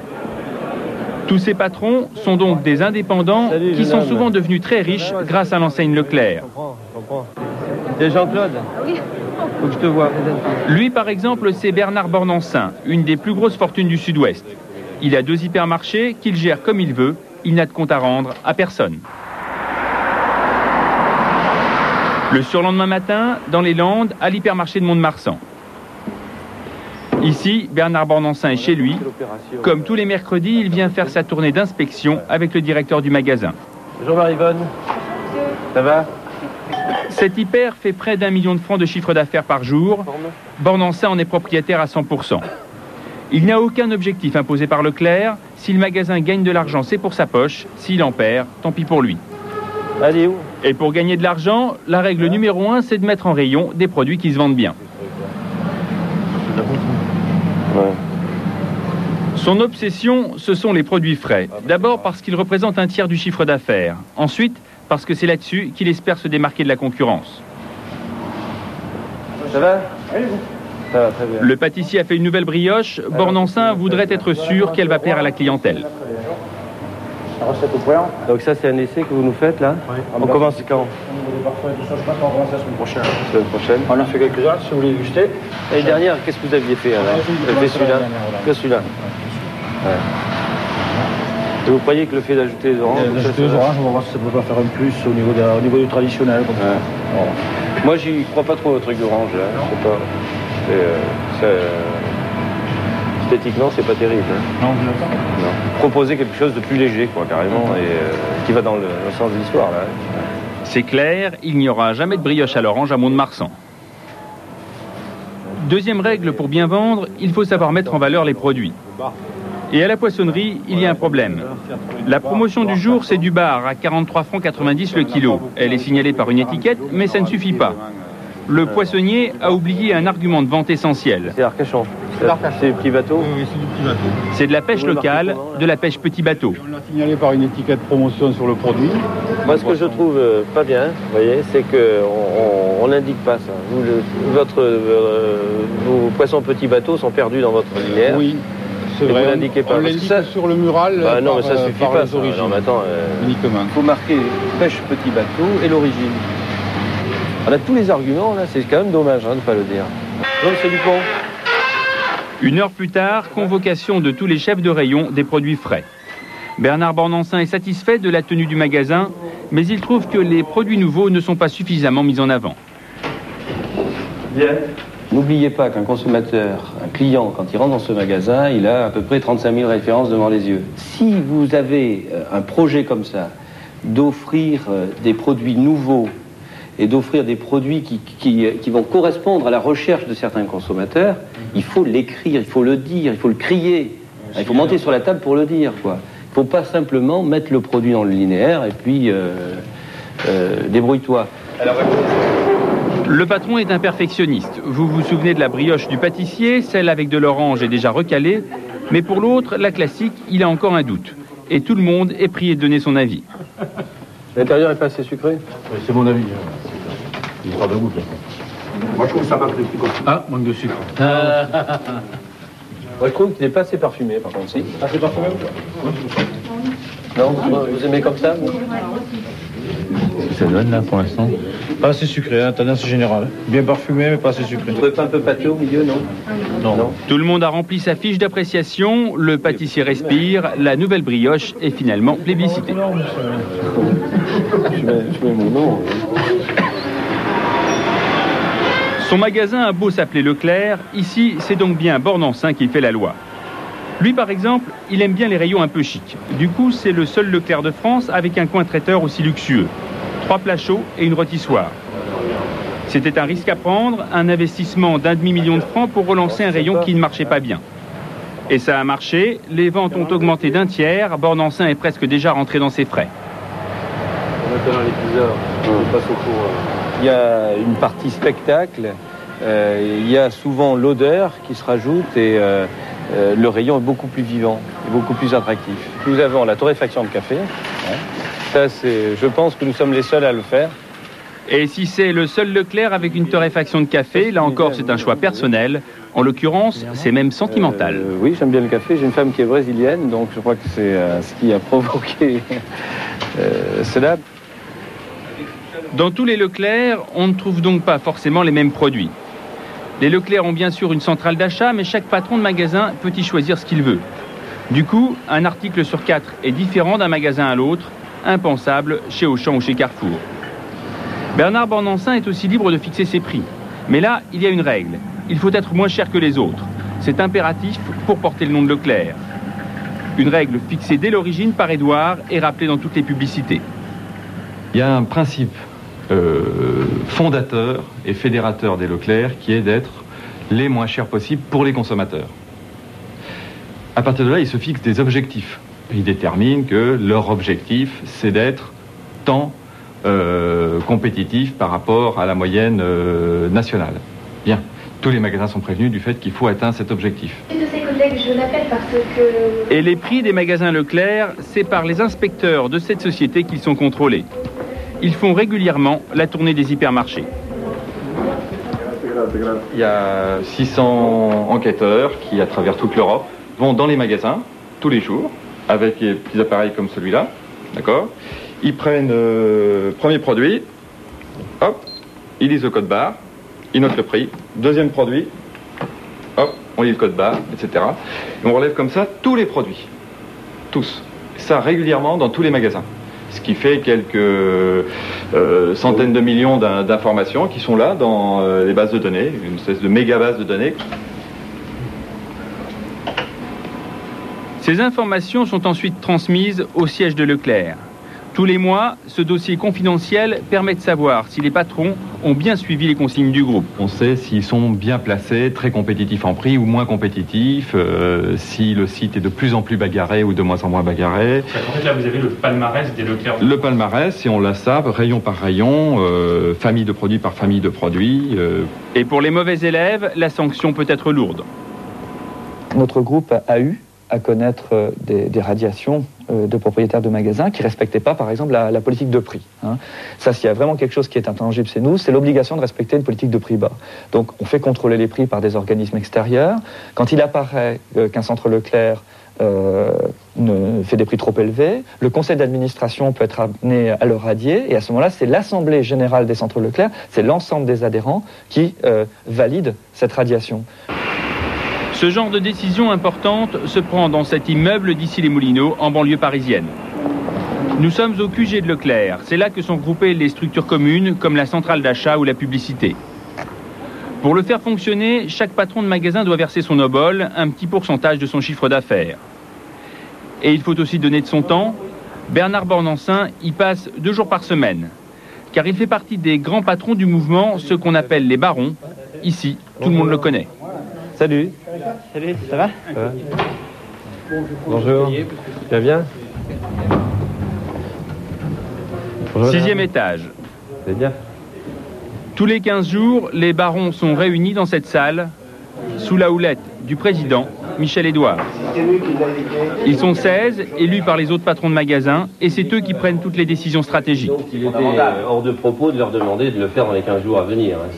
Cet après-midi, par exemple, on examine le rapprochement avec un autre groupe d'indépendants, les magasins Super U. Un dossier très sensible, et c'est justement Bernard Bornancin qui en a été chargé. Alors je ne vous dis pas que c'est fait à 100%, mais ce que je peux vous dire, c'est qu'ils se sont engagés par écrit et qu'ils ont signé un document qui les engage à signer le document qui va être finalisé dans les 2 semaines à 3 semaines à venir. Bornancin n'imaginait sans doute pas qu'un jour, il négocierait pour un des premiers groupes français de distribution. Qu'il serait patron et propriétaire de 2 hypermarchés. Car il y a 30 ans, quand il a commencé sa carrière, il était simple employé et rien ne le prédisposait à un tel avenir. Vous aviez fait des études commerciales? Non, je suis complètement autodidacte. Et vous aviez de l'argent? Je n'avais rien du tout. Rien du tout. Donc lorsque vous avez ouvert votre premier magasin, on vous a tout prêté ou presque? On m'a tout prêté, effectivement. C'est-à-dire que mes parrains, les gens, le centre Leclerc chez qui j'ai fait mon stage, a cautionné l'ensemble des emprunts nécessaires à la construction de mon premier magasin. C'est donc grâce à des parrains, c'est-à-dire d'autres patrons de magasins, qu'il a pu emprunter aux banques il y a 15 ans. Aujourd'hui, il roule dans une belle voiture et il n'a plus besoin de personne. Mais en contrepartie, c'est lui qui à son tour doit prêter de l'argent et parrainer des filleuls. Cet après-midi justement, il se rend chez l'un d'eux, un de ses anciens employés, patron de magasin depuis 2 ans. À l'époque, celui qu'on va voir s'occupait du rayon bricolage. Il a démontré des aptitudes certaines qui ont fait qu'il a évolué dans l'entreprise jusqu'au poste de directeur. Et à la suite de quoi, j'ai estimé qu'il était prêt pour tenter l'aventure Leclerc et devenir adhérent. Le magasin du Filleul est à Mourinx, à 15 km de Pau. Il a coûté 25 millions de francs. Et c'est une copie de celui de Mont-de-Marsan. Par exemple, ces baies vitrées au-dessus de la porte, le Filleul Jean-Jacques Lenormand a fait exactement comme son parrain. Ah, c'est bien. Vous avez copié là, hein, c'est comme à Mont-de-Marsan, on a vu. Hein. C'est-à-dire, on n'a pas copié, mais on a le même cabinet d'ingénierie. Et c'est vrai que, bon, il y en a 3 ou 4 dans la région. Il n'a pas copié l'animal. Il n'y a que la résine. Il a des trous de mémoire. Je sais pas péter d'argent, toi, en fait. C'est vrai, ouais, tu sais, comme je te l'ai rendu. Attention. Comme je te l'ai rendu, j'ai vite oublié. Ouais. Allez, non. J'ai failli passer pour... Non, c'est vrai qu'il m'a prêté de l'argent. Beaucoup d'argent d'ailleurs. Ah, c'est beaucoup d'argent. Combien alors? Il m'a prêté, c'est allé jusqu'à 3 millions pratiquement, c'est ça? Ah non? C'est pas tant que ça? Je crois que je t'ai prêté 1,6 million. Ah non, tu m'as prêté plus que ça, vous voyez. Ah oui? Non, tu m'as prêté plus que ça. Hein. Puisque tu m'as prêté en plusieurs fois. Tu m'as prêté pour acheter les fonds, effectivement. Après, tu m'avais fait un financement, tu m'avais prêté un peu d'argent. Et je t'ai remboursé. Non, on est allé jusqu'au moins à 2,5 millions. 2,5 millions, ce n'est qu'un dixième du prix du magasin. Le reste, le Filleul a pu l'emprunter grâce à la caution de son parrain. Ok. C'est ça qu'il faut enrichir, quoi. Hein. Aujourd'hui, il n'a plus besoin de lui, mais Bornancin reste un parrain très présent.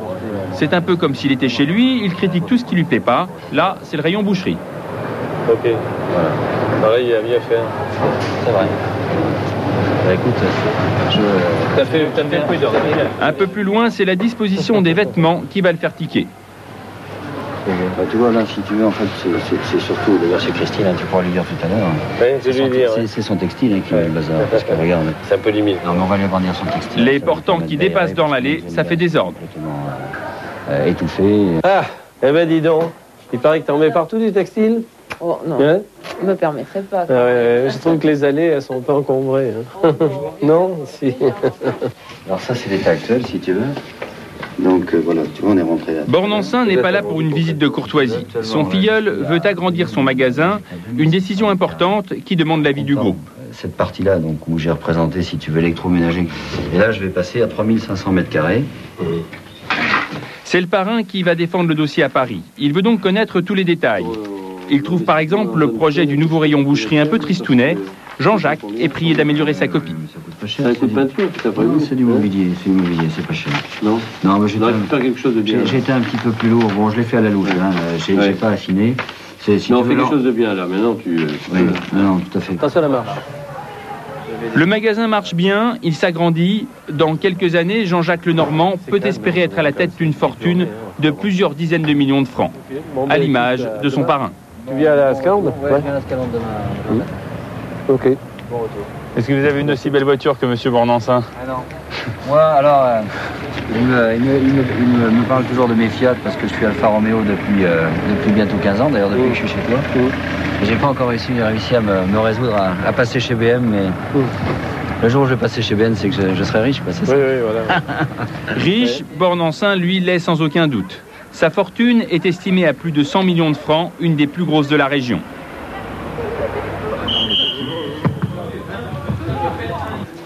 T'appelles Jacques?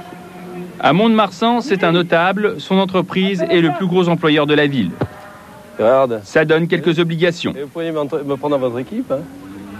Bernard Bornancin ne connaît rien au foot, mais il finance le club local à hauteur de 200 000 francs par an. Ça ne rapporte pas grand-chose, mais c'est bon pour son image. À toi, serre, Rémi. Voilà, bien joué. Alors en échange, vous mettez des petits panneaux Leclerc partout autour du terrain, c'est ça? Il y a les panneaux, ils sont là-bas, je crois. Il y a les maillots, mais il y a la pub aussi, la pub parlée à chaque match. Et ça vous posera un gros problème s'ils arrêtaient? Oui. Ouais. Dites le plus fort qu'ils l'entendent. Grâce à Leclerc, Bornancin a fait fortune. Et il ne perd jamais une occasion de le rappeler. Je me sens complètement libre. Vous vous rendez compte, encore une fois, qu'est-ce que je pourrais reprocher à ce mouvement qui m'a accueilli alors que je n'avais rien, et je vais repartir avec plusieurs dizaines de millions de francs. Qu'est-ce que je peux reprocher? Qu'est-ce que je veux de plus? Moi, vous savez, je me réalise pleinement dans l'exercice de ma profession, et sur le plan du magasin, et sur le plan régional, et sur le plan national. C'est ça mon évolution sociale, c'est d'accéder à des postes fantastiques, et en plus de gagner très bien ma vie. Qu'est-ce que je vais demander de plus? À 1000 km de là, nous avons entendu un tout autre son de cloche. Nous sommes à Metz, en Lorraine. Cette brasserie appartient à un ancien Leclerc, poussé dehors après 10 ans dans le mouvement. Ce qu'on peut faire chez Leclerc, ce qu'il est d'ailleurs fortement recommandé et conseillé de faire, c'est de marcher dans les clous et d'être dans le moule. Bon. Tant que vous faites ça, tout va bien. Bon. Si un jour, pour une raison X, même détourné, comme c'était mon cas, vous avez un problème, rien ne va plus. Pour Denis Riffaut, ça s'est mal passé en 94. Cette année-là, il se retrouve pris dans un conflit entre son parrain et le mouvement, et il refuse de suivre l'avis des barons. L'affaire tourne au vinaigre. Aujourd'hui, il a revendu son magasin et il est en procès avec Leclerc. Mais ce que Riffaut a compris, c'est que l'indépendance d'un patron de Leclerc devient très fragile le jour où ça tourne mal. Bon, moi, on a essayé par tous les moyens et par les coups, bon, les plus bas ou les plus tordus possibles, de me faire rentrer dans l'ordre, à savoir couper les livraisons. Donc pour un hypermarché, quand vous n'avez plus rien dans les rayons, vous avez vite fait le tour du magasin. Hein. Donc, vous n'aviez plus de... À moi, on m'a coupé les livres complètement. Hein. Donc moi, j'avais plus du tout de marchandises. Donc là, on voit quand même que l'emprise du groupement est quand même assez forte. C'est-à-dire qu'elle est... complètement. Elle a les moyens, c'est un rouleau compresseur. Elle a les moyens de vous réduire à néant en 2 temps 3 mouvements. Si le groupe est aujourd'hui si fort, c'est que depuis ses débuts en Bretagne, Leclerc a fait du chemin. C'est aujourd'hui l'enseigne qui a le plus grand nombre d'hypermarchés en France.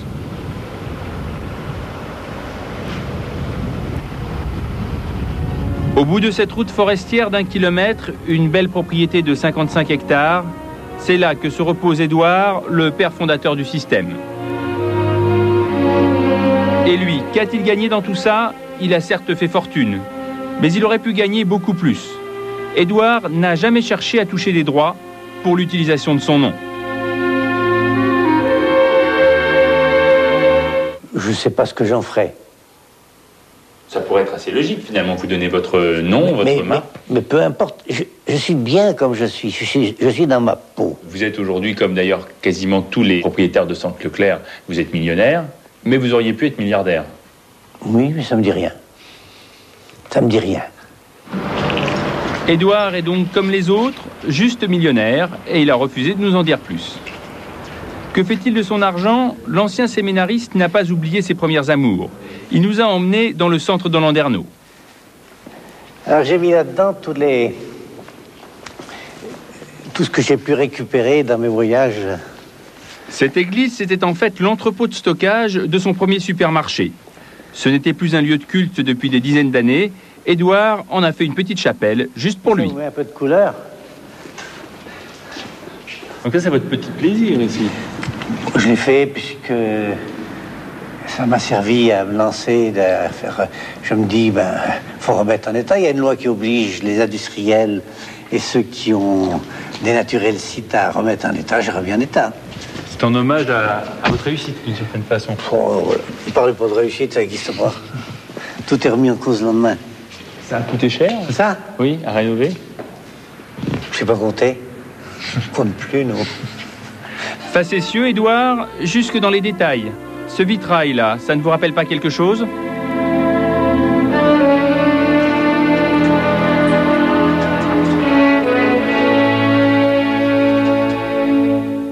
Cette émission sur les fortunes des hypermarchés est terminée. Merci à toute l'équipe qui l'a préparée, en particulier à Mathieu Schwartz qui a réalisé les 3 reportages que vous venez de voir.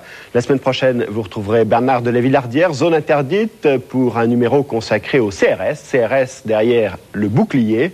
Nous nous retrouverons dans 15 jours pour un nouveau numéro de Capital consacré aux parties les plus belles du patrimoine de la France qui sont à vendre.